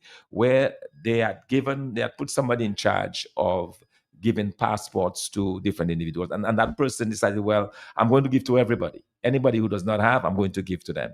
When they found out that she was given to both sides, she was removed from that position. All right. So we have a problem that this government believes that they can come with this technique or this what is so-called strategy to force the non-registration of persons who they are not given passports. Then they go through the confirmation period, and then they call an election right after it with a list of names that largely reflects labor rights. I mean, this is not going to happen. And the Electoral Commission is supporting this action and these activities of this government. And it's time to stop. The Electoral Commission is supposed to be an independent commission. There is nothing about this commission that speaks of independence. And we continue to call upon them to immediately remove these onerous conditions for registration and confirmation. Do not start on Wednesday and ask people to bring passports. Do not ask 17 and 18-year-olds to bring passports. You know full well that because this government has reduced this country to poverty, people do not have money to get passports. That's where we are in Dominica. People do not have money to get passports. You only get a social security card when you start working. You have not been given jobs to the young people. So when goodness name are they going to get these documents to come and register? I'm just looking at a post, and of course, speaking to the point that Simeon raised earlier, it appears, I say that the Dominica Youth Division, I see a head paper there, it says that the Youth Development Division asking young people for registration there. So if the Youth Division is getting involved in this, it's a big sin. It's a big sin, but Matt, the problem is that they are not impartial. They are favoring one group of people that they think are supportive of the government. And that is a problem. That should not be. Why are you putting this condition, especially in new registrations, where you've never done that before? That has never happened. The only additional thing that should take place is that people get a voter ID. That's all that should happen. It is ridiculous. And I will call again on the commissioner, the Electoral Commission, the chief elections officer. I call upon you people that are supposed to be doing the work on behalf of the Dominican public. Stop doing the bidding of the Labour Party. This is wrong. This is unethical. What you guys are doing, and you need to stop it. How do the youth division get involved in politics? I just don't understand. They've infiltrated the youth group in Dominica, the National Youth Council there, and now they're infiltrating even the youth division. That's a very serious concern. Are you there? Talk to me. Are you there, caller? Caller, are you there? Why does government agencies have to get involved in government business? Are you there, caller? Talk to me. Yes, Matt. Good afternoon, and good afternoon to your guest. Good afternoon to you. Yes. Matt, this is a very troubling situation we have in Dominica. My understanding, I'm not a lawyer, I don't pretend to, but my understanding of how laws are enacted in Dominica is that when a bill is passed in Parliament, it then has to be ascended by the President and then published in the Gazette in order for it to become law. If we had a situation where there were certain logistics that had to be placed or put in place so that with the new system and the new laws that were passed, the software had to be developed and those sort of things, why was the haste of the President to quickly ascend? That bill was ascended with record speed. It was ascended with record speed. And my suspicion, I'm not claiming to be correct, is that there may have been some thinking that if we ascend the law quickly, then certain things could have happened, probably a quick election or something. But the excuses I heard this morning and the tone, here goes the problem with our public servant. This is a public servant who is protected by the Constitution. And she doesn't have to do the bidding of any minister, any prime minister, or anyone. She's protected by the Constitution. And here she is genuflexing, talking down to the populace, talking down to citizens in a very condescending manner. I thought this was a political candidate of the Dominican Labour Party. You don't talk to people so. The whole question of electoral reform has been a vexing issue that has been with us for over 15 years now. 15 years, this issue, this vexing issue, as said by Mr. Charles Savre, former president, we are trying to get it resolved. And this attempt was made, and now we find ourselves in a mess because we're trying to go around something that was just so simple. New re-registration and end of the chapter. Put in the other things, get your software going, and finish with that. It tells me for us to be 15 years still struggling with electoral reform is that there's no intention by those in authority to let us have free and fair elections. And so let me warn our senior public servants again. You are there to serve the state because politicians come and politicians go. Some come for 1 term, 2 terms, 3 terms, 4, 5, some even 6, but they go. And your action will be judged by history. Did you stand on the side of the law? Did you try to ensure that your role and function, your authority given to you to protect citizens and the state by the Constitution was effective by your actions given your training? And so let me tell these people that let us tone down and let us have conversation. But don't talk to people in that hostile manner. Who does she think she's talking to? Who she thinks she's talking to? Thank you, Matt. Thank you. Let's take a voice note. There are many phone calls coming at this time. Dr. Tongtain, I'm sure you would, of course, excuse me there. Good afternoon. Good afternoon to you. I think I suggested that once. For a one-time gesture to the country, the populace. How much would it cost any government to sponsor persons like giving them maybe the cheapest one, a social security card? Every national, give them a free social security card for their first time, especially those who want to register or reconfirm. What we need to consider in that case is what amount of people are we going to be catering for? Now, based on Dominica's population, if it's 60 or 65,000, we are not going to be giving 60,000 people a card for free. So let's say that about 40,000 people, or maybe even 35, who do not possess a passport, social security card, license, etc. And we want the state that once in a lifetime want to sponsor that, a social security card for all those who are interested in reconfirming or registering for their first time. We're giving you that ID free of charge, sponsored by the state. A once in a lifetime thing. How much would it cost the state to undertake such an activity in the interest of everybody? Forget about callers or whatever. Just a once in a lifetime gift. A gift. You know, everybody want to give gift. So the state can give a gift to the hardworking people who cannot afford. Because remember, the state gives one person a house that is worth more than $300,000. Let us put on our human aspect come to work now, and you know the olive branch, as you say, throughout the olive branch. How much would it cost the state for that to undertake such a project? Thompson Fontaine, these are some of the issues. Mattia is a suggestion, but I don't fully agree with it because you can do it a lot more cheaply. You don't have to burden the state with that expense. You need a passport is a travel document, for goodness sake. You cannot force someone to get a passport if they're not about to travel. That's a travel document for outside of the country, not internally. This is a simple problem to fix. Birth certificate with a witness. That's been done since we got our independence. That's always been done. People have been voting since the 60s in Dominica. They've never required you to have a passport or whatever to go and vote. This is wrong, and this should not stand. This should not stand under any circumstances.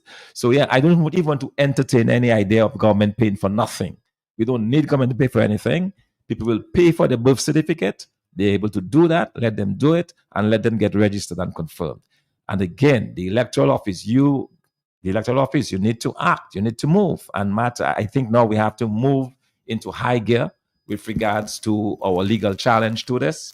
And I trust that the Dominican public will support us with the because we're going to need some resources for this. We have already been having discussions with the lawyers on this and the way to proceed. So we are going full throttle with this because you're going to challenge the commission. Yeah, I mean this is not fair. This is not fair. The very foundation of our democracy is being eroded by a few individuals who believe that they can maintain spirit on the backs of the Dominican public, and that should not be. We absolutely need to change this. We need to fix this, and it can be done. It can be done easy either the easy way, or we're going to have to do it the hard way. But this cannot stand and should not stand. Someone says, Matt Boss, we need to clean up that voters list and re-register because it seems like the most simple process. Exactly. You're going through all of those, even excluding whole communities from the process. Right, excluding whole communities from the process. You are claiming that people have to have degrees in computer science to do this. I mean, this is ridiculous. It's complicating the whole process. Just our preference has always been for doing away with the voter list as it is now, having a complete re-registration that can be done in 3 months. In 3 months, you can have a complete re-registration. People use their birth certificate and the affidavits. They come in, they do that, and we get this over with. All of this is the government of Dominica. It's very clumsy, and I say clumsy because even the dumbest person on this face of the world will see what they're trying to do. This government, they're trying to steal the election even before the elections are held because they are hoping that they can register their so-called people, leave the vast majority of Dominicans unregistered. This is not going to happen. This is a stupid policy. Whoever thought about it is brainless. We are not going to accept this. Every single Dominican who has a right to register should be given that right, and we're calling again for a complete re-registration. Throw this old legislation away, come back with new legislation. There is enough time. We have 2 full years before elections are constitutionally due in this country. That is more than enough time to throw this thing out, burn it, whatever you do with it, destroy it, come back with legislation that is simple, that does not impose a burden, because that's what this government is doing. The government, and I say the government because it's not the electoral office. The electoral office seems to be toothless. They're taking their directions from the Prime Minister of Dominica. We are saying that they're not on the side of the Dominican public. Do away with that process. You're not helping the cause of democracy, and all you're calling for is for more twaka and more trouble in this country. And if that's what this government wants, they will get it, because people are fed up with this government, and they will not sit by and see this government steal another elections. It's not going to happen. You were in Washington just last week. Did you report some of this? Absolutely, Matt, I did. Absolutely. And there was a lot of concern, I must say, about this. A lot of concern when I explained what it is that we are going through in Dominica. I was able to put that on the table and indicate very clearly what we see the government posturing to steal the next election. On the telephone, are you there? Yes. Good afternoon, Matt. How are you? Good afternoon, Dr. Funky. Matt, I'm Yes, calling because it concerns me and my family Okay. who wants to register, okay, young people. But Matt, one of the mistakes we made, listen to me well. Matt, we have a new system, you understand, of electoral. You're removing Ian and Tony. I'll continue to see that. Who knows the system? He has a law background. And you're bringing in somebody, Matt, in a new system completely. The person never worked in electoral. And you're taking out the person that's qualified because it's a new system you have. Okay, she's there. Ian is still around. Ian is still in the system. Call him. Let him assist. You all put the lady out there. Let him come there and assist because he can do that. Now the lady this afternoon, I heard her talking about the commission, they're working together. How they working together, Matt? Explain it to me. 2 said they were not ready. 3 said they were ready. That is working together, Matt? That is working together. Another thing you come in, you're saying about the young people that have, that's what I'm calling about my young people, that my family. You're saying they have to get driver's license, passport, social security card. Matt, 18 years to the school, you working? Matt, when you get the driver's license to drive what? When you get a driver's license to drive a vehicle, so the 18 years when they get it, what they driving? You understand? What they're going to drive? So just have a driver's license. And the other thing about the passport, the person just is a young person. When they get in more to think passport, and you don't have where you go in. So I just find that it's foolishness. I'm getting upset by my family. I want to register. And that is not a political thing, That is a national issue.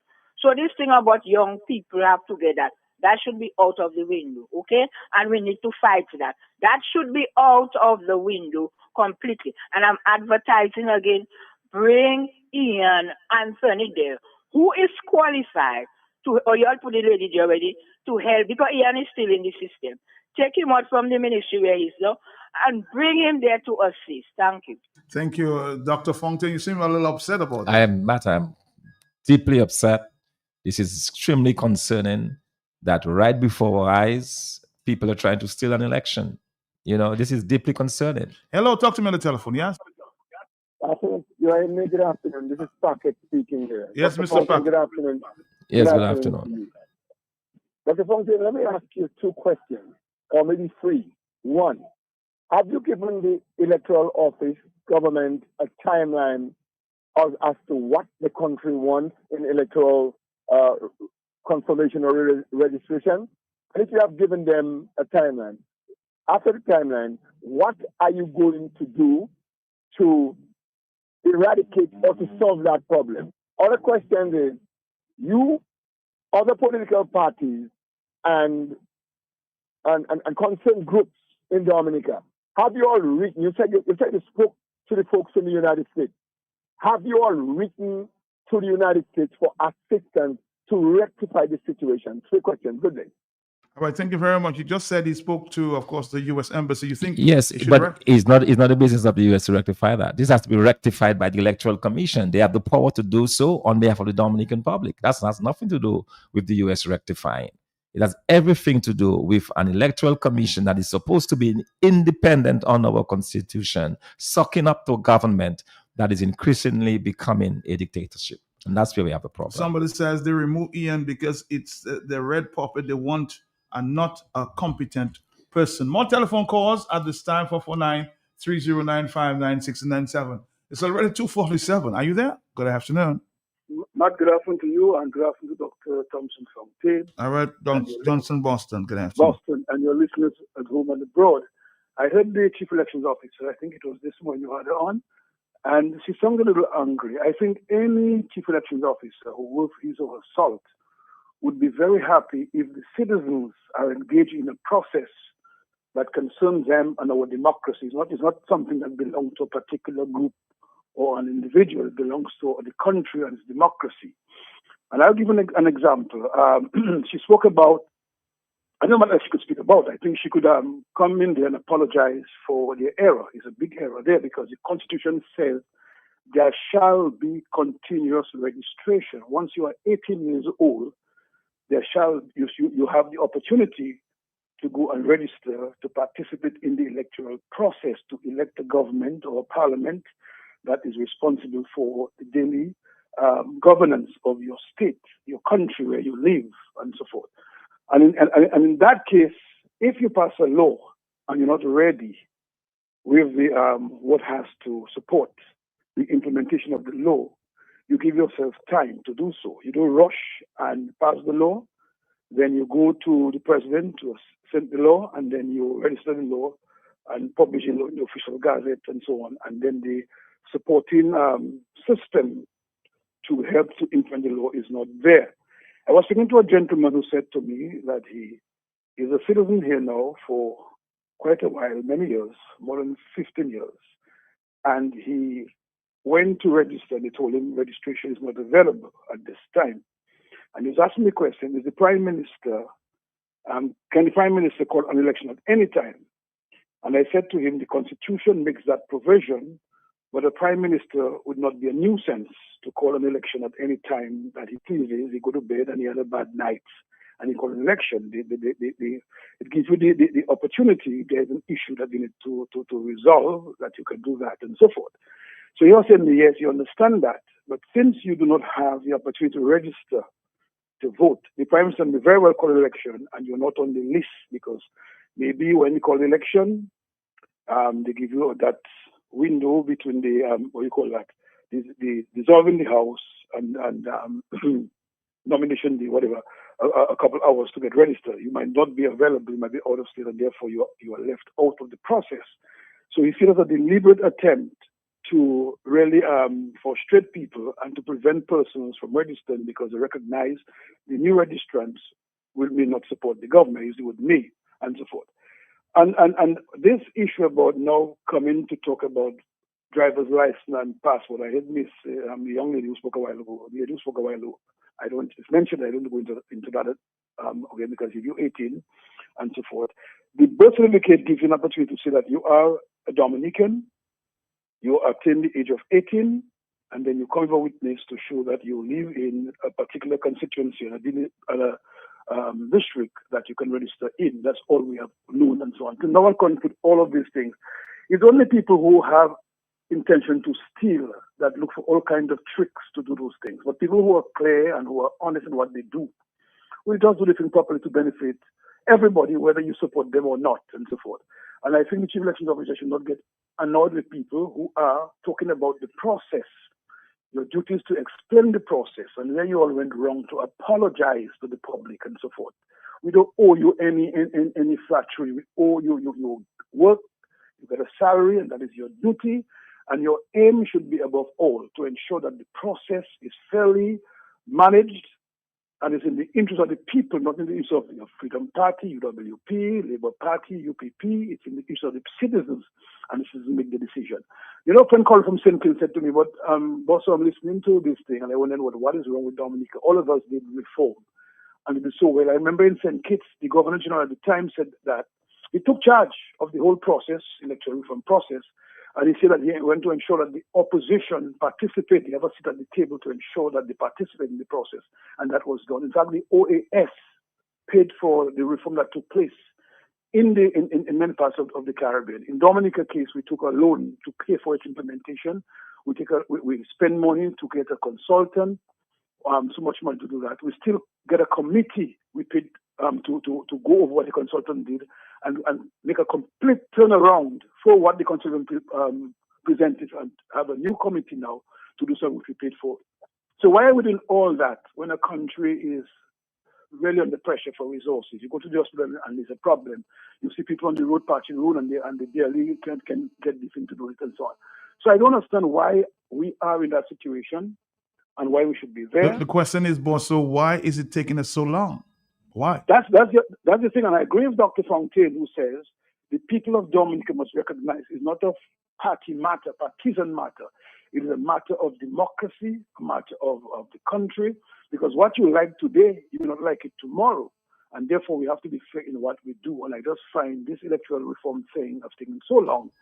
And we were making, from the ARC point of view, simple recommendation that could help to assist the process to go quickly, and see how they went about it. And we're just wasting time with passport and driver's license and social security and all of these things. It's just a nonsense, man. All right. Thank you. Anytime, whatever you're doing, stop. You confirm to exercise your right, your vote, your party, your responsibility. This fresh confirmation process gives you the power and authority to choose your candidate. Don't miss this opportunity. Don't let it pass you by. Go exercise your right. The professor unbelievable.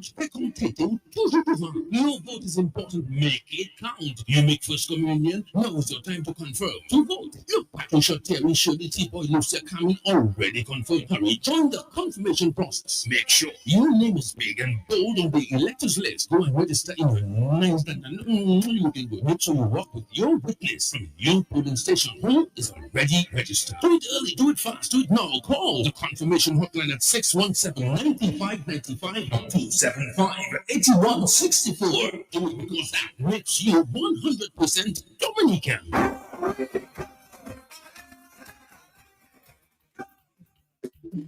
What about kings that are affordable prices? GBA. The ones that shop for all your parties. GBA. We got one money to our drinks at the cave. At GBA. We go make you live with a smile on the face. That GBA. When it's up at GBA.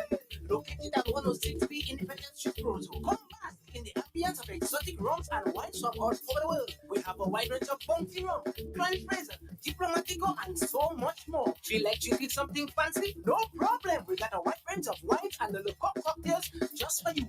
So come visit us today at 106C Independence Street Roseau, where you will come sad and you will live happy. Let us be your agent for sourcing. GBA, let's take it one step at a time, because we are the drinking ambassadors of Dominica. Things at affordable prices, check GBA. The one-stop shop for all your parties, check GBA. Come shop by Club Dominica presents its 2026 Junior Calypso Puyo Monarch this Friday, February 6th, Windsor Park Stadium, Carnival City from 5 p.m. Defending Junior Calypso Monarch Queen Melody from the Dominica Grammar School will face Eli from the Goodwill Secondary, Team Reverend from Paybush Primary, Damia from Goodwill Secondary, Tiny M from Granby Primary School, Mighty Jewel from the Convent High School, and Lady Kaiso from Portsmouth Secondary School. Onto the Junior Booyah Monarch, Kim Possible from the Convent High School, King Zaya, Goodwill Secondary, Rinsapop, St. Luke's Primary, Ali the Star from the Goodwill Secondary, Jerky representing the Isaiah Thomas Secondary, Little D, Granby Primary, and Nasha Nova from Portsmouth Secondary School. The Junior Calypso Booyah Monarch this Friday from 5 p.m. Thanks to our valued sponsors, Do It Center, Do It Best, KFC, Swapitor, S-Mart, Springfield Trading, The Glam, The Signman, Josephine Gabriel, Rapid Response, NCCU, Avid Designs, Republic Bank, Lions Club of Dominica, Bullseye Pharmacy, Lindomar, DBS Radio, Banana Tree, and Dexia. If you look at one Belfast to sell, you're very They're smooth. And then there's Guinness Smooth. It's a brand new cool. Incredibly smooth. Perfectly balanced. For a smooth and refreshing taste. How smooth? Well smooth. Guinness smooth. For a smooth and refreshing taste. New Guinness Smooth. Must be 18 years or older. Drink responsibly. Socialize responsibly. Locally distributed by Belfast Estate Limited. Kaiso! Your roof leaking and your home flooding. Fix it. Skills so power. Net of Reef Restaurant and Bar presents Calypso on the Ring Volume 2 this Sunday, February 8th, 7 p.m. at the Net of Reef Restaurant and Bar, Calypso Flats, featuring Monax, Sally Chess, Bob Observer, Caress, and JD Tashafi and more. The sensational Cal from P-Side, National Reds, Avia, Mystery Sandy, Mighty D Checker, Mama B Baba. Back to by the mighty swinging stars and powered by DJ Power Sounds. Also DJ Stick, MC2 Web. Entrance only $20. Water Kaiso Fiesta. Bon Tambo Kaiso Bomache. Fish water, Chateau water, goat water, and the famous gin. Distilled in Calypso. Partners include Dream Car Rental, Bella Villa, the Dominican Calypso Association, and more. Commissioner Emlita, the vagrant funeral, the hustle in the story. Water Kaiso Party mentioned this Sunday in Calypso. Lego Jacket back now. Calypso Guy Show. Wakaila. Nutut. Kaila. Kaiso! Club of Dominica and the Flow presents the original South and Punch All White Affair Fantasy Island. February 15th, that's Carnival Sunday from 3 p.m. at Zaman Park in Maho. Hosted by the one and only Ezra the Front Machine alongside Emmanuel out of St. Lucia, LED Bad Artists out of Grenada, Philadelphia, Rio, Swing Stars, and Man in Harmony.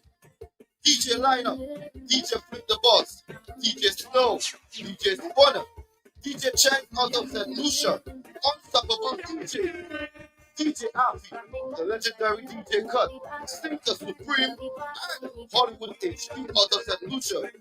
Complimentary styles, fish water, and punch until stops last. Proceeds go towards community development and also get parking available.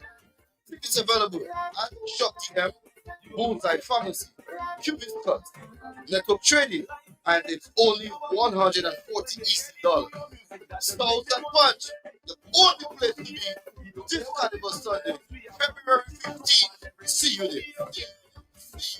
All right, let's continue, of course, taking some voice notes this afternoon. Let's do this. Oh, let's see if it's one works. Sorry about that. Let's go back there. Matt Peltier, I'm calling you. It's a nightmare. So I'm sending you this voice note. Good afternoon, Dr. Fontaine. Matt, the incompetence of the current chief elections officer is glaring, too glaring. And one may say that I'm getting to a jugular. Yes, I am. And I am because she is a partisan. She is a Labour Party operative. And double underline that she is a Labour Party operative. And she was put in that office to do the biddings of the Labour Party. The lady did not even know until you asked her, or in fact you suggested to her, that the continuous registration is in the new law. The long and short of it is that these people wanted to rush this thing down the throat of Dominicans in order to get their people to get confirmed for independence, right? That's why Mr. Skerritt said there should have been no delay. They should have been ready by the 15th of October. And 15th of October, like little boys with toys, they started the re-registration, even when we were warned by the two other electoral commissioners that the commission was not ready. Not ready. The commission could not be ready. Matt, here is something else that they are hoodwinking Dominicans on. From the time the law was passed, right, the Electoral Commission stopped registering new voters. That did not have anything to do with the system. Oh, sorry about that, Dr. Rodney. All right, let's see if we can continue here. Let's see. Because there was no system operating then. They stopped registering new voters. Quite apart from the puerile thought that you could have gone into something, having the law in your hands and not being adequately ready for it to register, to do both. Quite apart from that, what they're doing now is hoodwinking us. And Dominicans must raise the heat. They must raise the heat because the government and the three commissioners of the government, right? These are the people who form the Electoral Commission. Mr. Wayne James and Mr. Shillingford are on the commission, but their voices are not regarded and respected. And they have told us exactly what's happening there. So we have the information. The three commissioners, the two Lawrences, and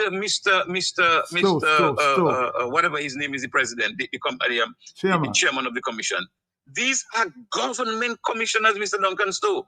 They are government appointed people. Mr. Skerry told us he don't agree with them, but they're representing him. They have never changed what he don't agree with them on. These people are hoodwinking us, and we must raise the heat on them in all forums. The court, the street, the radio. People must raise the heat on this nonsense.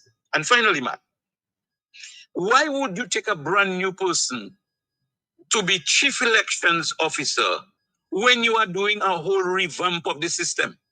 You already know that you were not choosing the easier system that Antigua chose.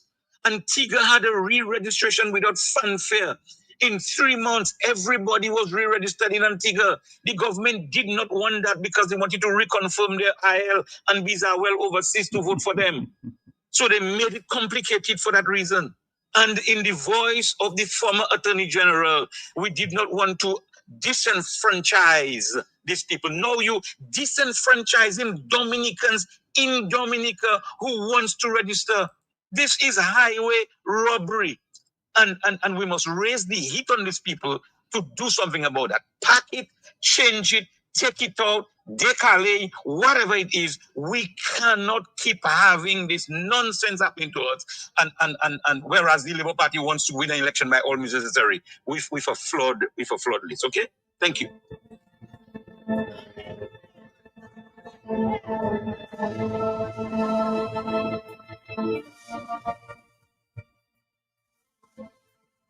Dr. Fontaine, it appears that everybody seemed very upset about Upset, yes, Matt, very upset. But I want to make a very important point there, and especially for our new registrants. But I stressed it very, very powerfully before. But in Article 8.3 of the Elections Act, right? So 8.3 says that subject to sub-regulation, an applicant who under Section 8.1 as a citizen of Dominica, and that is why I don't understand why that was not stressed by the chief elections officer, because that's critical, what it says in Section 3, subsection 3, Section 8, subsection 3. Subject to sub-regulation for an applicant who under Section 8.1 of the Act claims as a citizen of Dominica to be qualified for registration as an elector shall furnish with the application one government-issued ID bearing a photograph of the applicant and one government of Dominica issued certificate of birth or other official document authenticating the identity of the applicant or an affidavit of identification in the form. So what I've just read, it says that you need one government issued ID, and that's where the passport, social security, and driver's license comes in. But listen to what 4 says.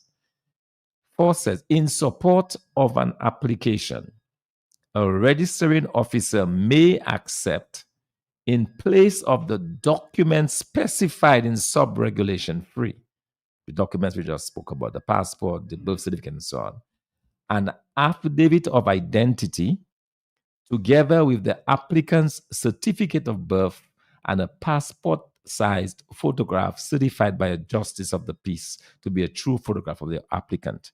So in other words, but you heard where she was going this morning. She only mentioned the government issued ID. She did not mention this one. We just not call for the government issued ID, but it allows for you to use an affidavit of identity, a birth certificate, and a passport size photograph by the Justice of the Peace. So that is according to our Registration of Electors Act, Section 8, subsection 4. Okay, so at least that makes it easier in terms of the registering, because as I said, I would think 90% of 17, 18-year-olds going to register, especially the new registrants, would not have any of those government issued ID. So it does allow for that. And I would hope the next time you speak to the Chief Elections Officer, she in fact stress Section 4 instead of Section 3 to the general public. Hello, talk to me. Yes. Good afternoon. Good afternoon, Matt. Good afternoon to you. Good afternoon, Doc. Yes, good afternoon. Matt, I have been listening, and I hate foolishness. I hate foolishness, and this foolishness has to stop. We asked them in Dominica, are you all ready for this recertify business? Yes. Today you saying you're ready again. So how many times you ready? How many times will you be ready? All they had to do is to throw away that voters list and do a complete new list. If they had done that, they would finish already. Today, we are at they do their stuff so they can be in the disease called volleritis. The volleritis didn't work, so now they are ready. Dominicans need to put their foot down and say enough is enough and call the international people out there to help them. I hate all this nonsense. And their pal rep, the people sitting at their home and their pal rep making their passport for them in Roseau, bringing it for them in the country, bringing it to register via their country ban on the side, and these people get their passport. What about the honest voters out there that cannot do that? So the opposition people have to open their eyes and see this thing happening. Let the world know this thing is happening. I'm not telling you what they say, I'm telling you what happened. I'm not calling names because my bike had bar. I don't have lawyer in Dominica, so I cannot call names. And if I call names, it will hurt my personal people. But this is wrong. Like I said to her, it is wrong. If one said getting passport done, all should get it done. And it's time Dominicans have to stand up. I am not there. They will say, oh, why you are not there? I'm not there. Everybody cannot be there. This foolishness has to stop. And Dr. Thompson Fontaine, don't give up. Your mother and your father didn't teach you to give up. Don't give up. When you go in the garden and you fall, the wedging fig break in two, you still have to pick it up and bring it up to the root. So don't give up. Thank you. Thank you. I'm listening. Good afternoon to you and all Dominicans, as well as Dr. Fountain. Matt, the Chief Elections Officer, just left Dominicans dizzy with her nonsensical merry-go-round explanations as to the reason registration had stopped in Dominica.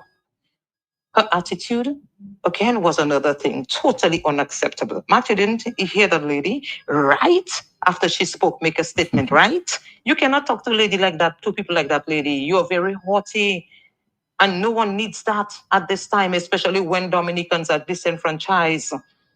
You cannot speak to people like that. You know what that leaves us to conclude? That your communication skills, your mannerism, and your demeanor are very poor. Definitely not an attribute to the office and the responsibility you hold.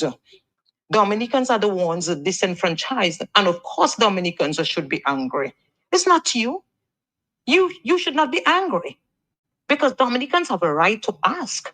Dominicans have a right to speak up, because their rights are being violated by the Electoral Office that is supposed to operate as an independent institution. Matt, the Electoral Office indicated they were ready to register and confirm Dominicans to the point they began in October. October. Dominicans, please note the timing. Exactly when thousands of diasporans won Ireland for the independence season, the Electoral Office were ready. So who were they ready to register? Open up all your eyes and see what these people are doing. Now, the Electoral Office said that they have registered 8,000 to 10,000 people. Then, boom, machine broke down. Registration of Dominicans living in Dominica cannot be done. They cannot get reconfirmed. Doesn't it smell of rotten fish in that electoral office?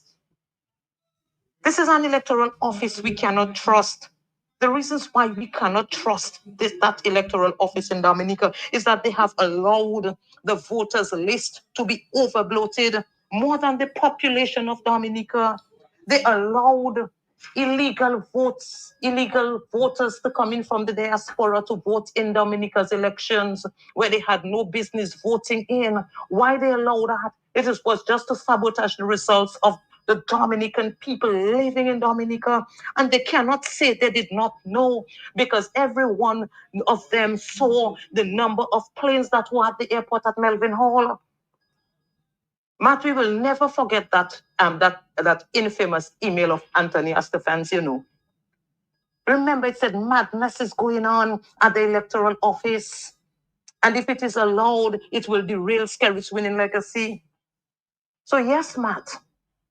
When Dr. Fountain said that the matter should be taken to court because it is not working for democracy and it is not working for Dominicans who are ready to exercise their franchise in voting. It is not working for them, Matt. And these people are hell-bent in keeping the slave master on the necks of Dominicans. But Matt, we remember our history. When the slaves wanted to be free, they fought to be free. And what I want to tell Dominicans is to hang in there. But come May, do what you have to do to get registered and get reconfirmed or confirmed. Because this is the only way you are going to take out that slave master off your backs. And that is the only way you're going to save Dominica. Thank you, Matt.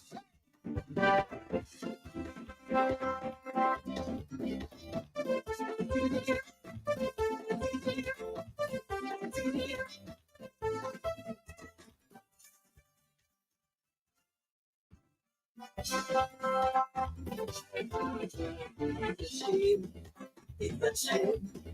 It's a shame. It's a shame.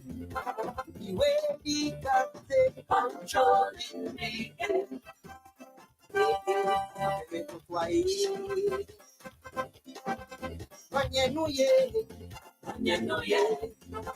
the other countries going more than we?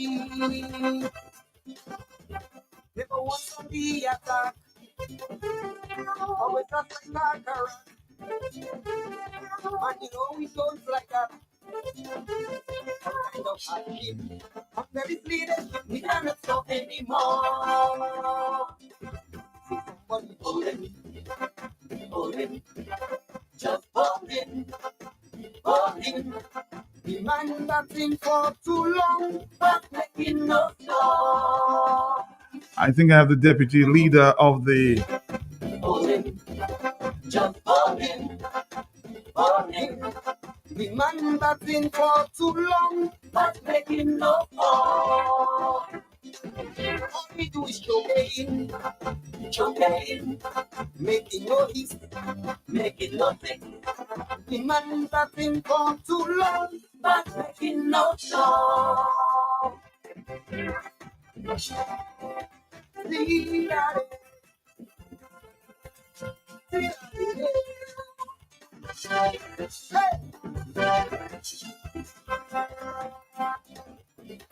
I think I have the deputy leader of the United Workers' Party in the line there. Of course, time is running out. 3:16, 11 seconds. Good afternoon to you, Ronald Charles. How are you doing? The same Ronald Charles. How are you? Good afternoon to you, Matt, and good afternoon to your many listeners. And of course, good afternoon to Dr. Thompson Fontaine, the leader of the United Workers' Party. Matt, this issue that interview that you did this morning have brought more concerns, questions than answers. And I believe from the barrage of persons that have called in and have articulated the issues that have not yet been answered, it is very worrisome for the country of Dominica and the nation on a whole as it relates to electoral reform. It's like it's bringing back the birth of the pain and suffering that we have gone through for so many months, including the intervention of Dr. Barron, and all the important issues that he raised seems to be coming back on the plate. But I'll just say one thing. I listened to the interview. I have not yet dissected in a way that I should in terms of the electoral officer, the chief electoral officer. And she also made mention of an issue that I think may have passed us by. And I will use the word allegedly did that, where she mentioned that the confirmation officers, those who will be doing the registration and the confirmation, will have the hardware. And maybe you can correct me if I'm wrong. Will have the hardware and they will have to take it at their home or whatever they would have to do with it. Matt, this to me is very concerning. And that is why I will revisit the tape. And if I have to apologize, I will. But if that's what I clearly heard, this is a very dangerous step that the electoral office is taking. I believe if you have confirmation centers where two of the issues have to be addressed, that is the issue of reconfirmation or confirmation and the issue of registration. Nobody else but wherever they are stationed should be secured enough that these hardware things are these hardware softwares or whatever they have should remain. So I'm very much concerned about this. Matthew, realize this: what the chief electoral officer needs to say to us, notwithstanding all what she has said this morning, one of the things that she needs to encourage the government to do is that, Mr. Skerritt, you better not call election until those things are rectified. Because I'm telling you that Dominicans are fed up with the mamagaing and all what that has been going on for the purposes of election. And every time, every year, every cycle, there seems to be serious allegations of corruption, of mismanagement of the people's right to vote. And because of time, I will leave it there for now. Thank you for the opportunity and God bless you. Thank you, Ronald Charles, the same Ronald Charles.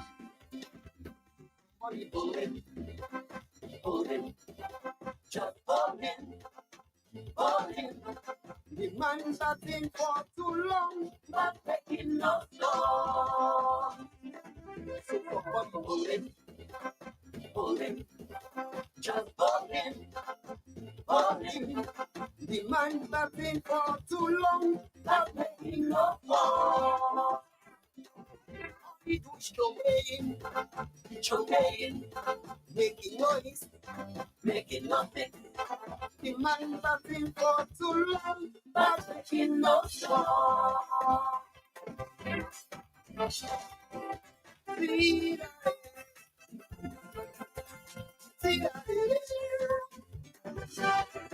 Of course, we mentioned really a former youth officer is saying, Matt, madness is going on at the youth division with this new chief. New chief, take a note, encouraging young people to register. That's not your job.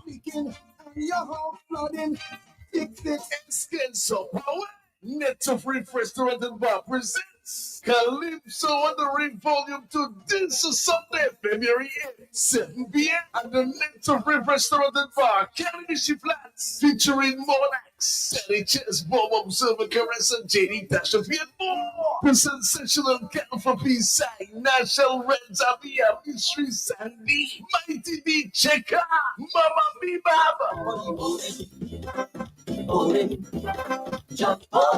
Back to by the mighty swinging stars and powered by DJ Power Sounds. Also DJ Stick, MCT Web. Entrance only $20. Water Kaiso Fiesta.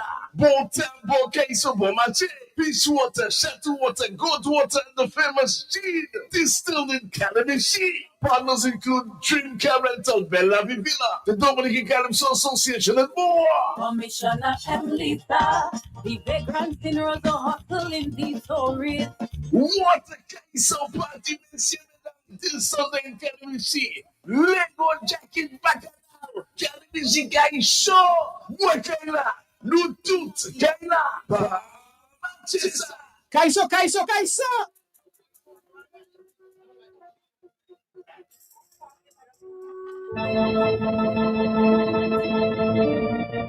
Of course, I invited Dr. Fountain there to speak on many issues. We'll have to invite him back again sometime. But clearly, this registration issue seems to have dominated the conversation. But let's listen to one or two more voice notes and allow Dr. Fontaine to close up this afternoon. Hello. Why do the young people? Why does the Hey Matt, I just kind of want to respond to some of the questions that seem to have been posed on your panel today. You asked, I think you, Matt, asked, why do the young people, why does the youth division have to be involved in government stuff? Matt, every single area of government is of civic organization has been infiltrated by this administration. You know that is how these guys have kept control on the people. Whether it's the youth, whether it's churches, look at village feasts. Look at the town councils and village councils and city councils, Matt. Every single one of these things, every one of them was infiltrated by this administration. That is how they keep their claws on people. The other lady asked the question, why can't they bring back the gentleman who was involved in the electoral process before they brought this lady who seems to be totally unqualified and doesn't even have a semblance of how to be professional? Because he wasn't a puppet. He wasn't somebody that they could just push around. So they got rid of him. Everything that this man does, everything he does is to keep his winning legacy intact. So I don't know why people seem so surprised when he doesn't do what the right thing is supposed to be, because he's never done the right thing. He has never done the right thing, and everything he does is so calculated and so strategic for him to stay in power. And that is why the people have to stand up and push back. This is the only way, you know, Matt, that we're going to get something. If you want to wait, another gentleman said he should do a big service and give everybody social security cards. He's not going to do it because it's going to work against his winning legacy. And so let me tell you, nothing that Roosevelt does surprises me. Absolutely nothing. Everything he does is with an intent to stay in power. Whether it's he or his minions, the people you can just look at it. I'm looking at another organization that they've infiltrated, and I will talk about it another time. Infiltrated. Currently, I'm looking at it. Matt, let me tell you something. Dominicans are the only ones who can stop this. Right to the U.S.? What is the U.S. going to do? We as a people are the only ones who can stop it. Whether it's through education, whether it's through, whatever medium we can use to let people, to bring this awareness to people, we have to do it, because this is our country to save. This is our country to save. And no, absolutely nothing that doesn't benefit this man's winning legacy and remaining in power, he's going to implement. No matter how good or proper it is, he's not going to do it. Thank you. Thank you. And Dr. Fontaine? We have a few minutes to wrap up. As I said, we had a lot more things to talk about. Yes. We'll do it again very soon. Yes, Matt, but thanks for the opportunity nonetheless. We had a lot to discuss, but this is critical because, all the plans, all of our 10 pillars, all of our desire to improve the lives of Dominicans by putting money in their pockets, by reducing the cost of living, by making life more bearable, all of that will come to naught if the system is rigged against us. So, for us to get there, we need to get the system right. And so spending time on that is important because, like I said, it's a clumsy attempt to steal an election that has not even been called as yet. So, the Dominican public are aware, the eyes of the public are opened or are opening, and hopefully the electoral office will do what is right. But it does appear now that we have to move very forcefully with the matters of the court. And we will, in fact, Matt, we have not finalized, but we'll most likely be coming to the Dominican public next week for some support, because we are going to be having the trial for the CBI case on the 23rd of February, where finally Dominicans will get some answers about their CBI money, where it is. They'll get to look at the contracts from MCI and so on. I saw in a an article that Dr. Gonzalez again warning that it's going to get serious. Yes, absolutely. So there is a lot riding on this. The lawyers will be here in person. Up to now, we've been fortunate that they've done it. They've been able to do it via or virtually over the internet. But now they have to be here physically, and that's going to cost us, obviously. So we'll be coming to the public for some help with that, as well as for this new case, because we absolutely have to litigate that. There is no question about it. We must litigate it. They must go back to allowing the birth certificate to be used for the confirmation process, because after all, the birth certificate is the basis upon which you get your driver's license, the basis upon which you get your social security card, and the basis upon which you get your passport.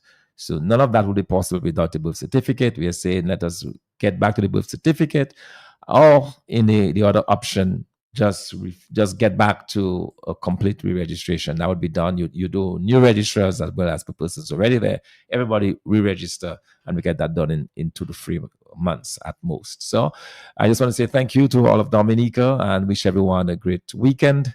And again, sincere thanks to everyone who participated last week and those who viewed. Matt, we had an unbelievable 95,000 viewers who've looked at the rally to date. I believe that's a record for MO News in terms of the interest that the rally generated, and we're very thankful for that. I want to say thank you. Thank you for participating this afternoon. I'm hoping to see you soon. As you said, you're looking for support. We'll try to facilitate that sometime soon. Thank you very much. It's 3:28 in the afternoon. Don't forget to support the young people with Calypso and Bouillon from 5 o'clock at the Windsor Park Stadium.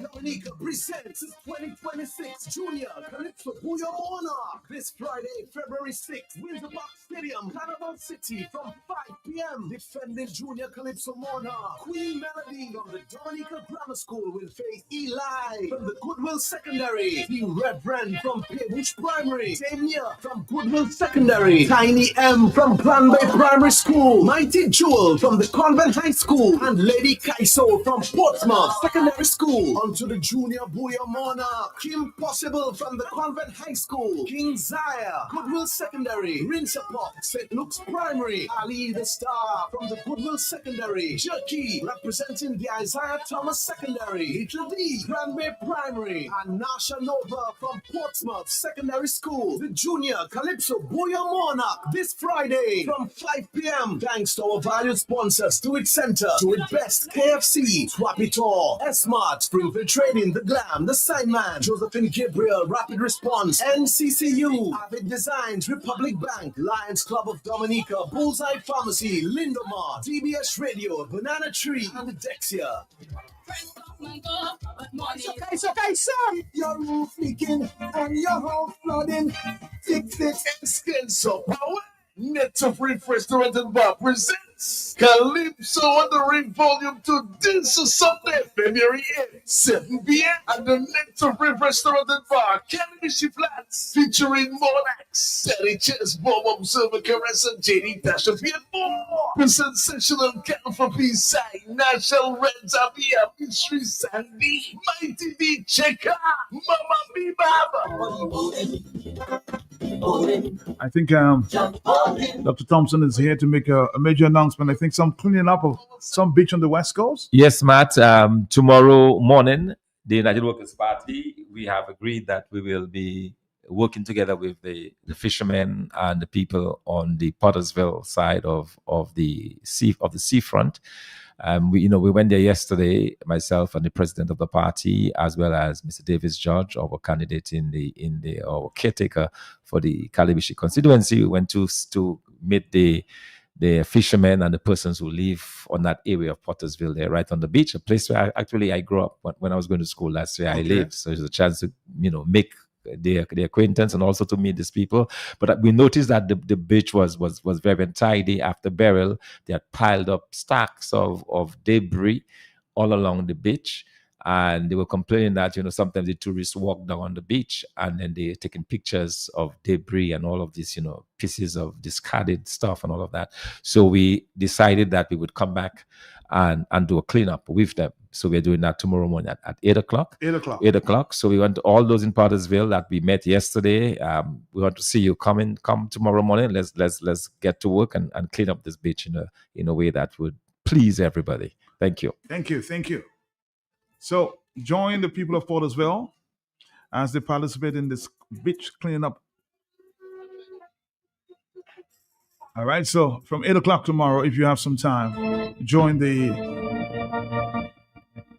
executive of the United Workers' Party and help with the cleanup campaign at the Portersville Beach there. Okay, thank you very much, Dominica. I'll see you again tomorrow morning, same time. More gospel inspiration. Stick around.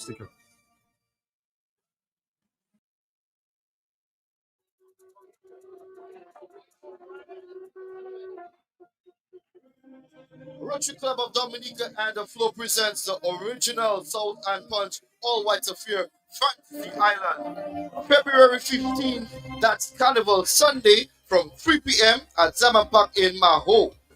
Hosted by the one and only Elfred the Fun Machine alongside Imran Nerdy out of St. Lucia, LED band artists out of Grenada, Trilogy, Rio, Sweet Stars, and Band in Harmony.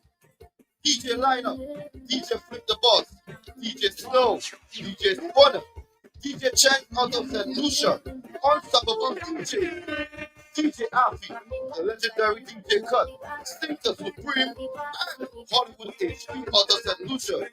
Complimentary sounds, fish water, and punch until stops last. Proceeds go towards community development and also the parking development. Tickets available at Shop TM, Bullseye Pharmacy, Cupid Cut, Network Trading, and it's only $140 East dollars. Stout and Punch, the only place to be this Carnival Sunday, February 15th. See you there.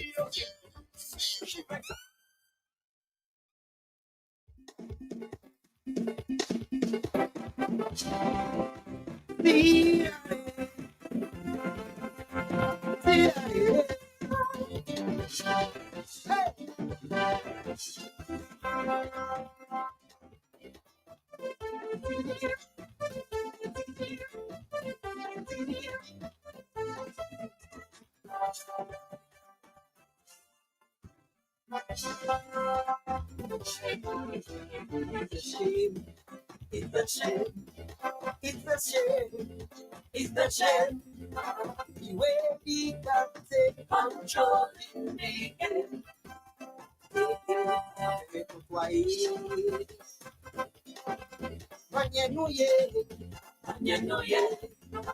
the other countries going more than we? Never once on the attack. Always just like conqueror. And you know it goes like that. Kind of hardship. Under this leadership, we cannot stop anymore. See somebody hold him, just hold him. The man that's been for too long, but making no stop. See somebody hold him, just hold him. The man that's been for too long, but making no fall. All we do is choking, making no east, making nothing. The man that's been for too long, but making no show. See that. Hey!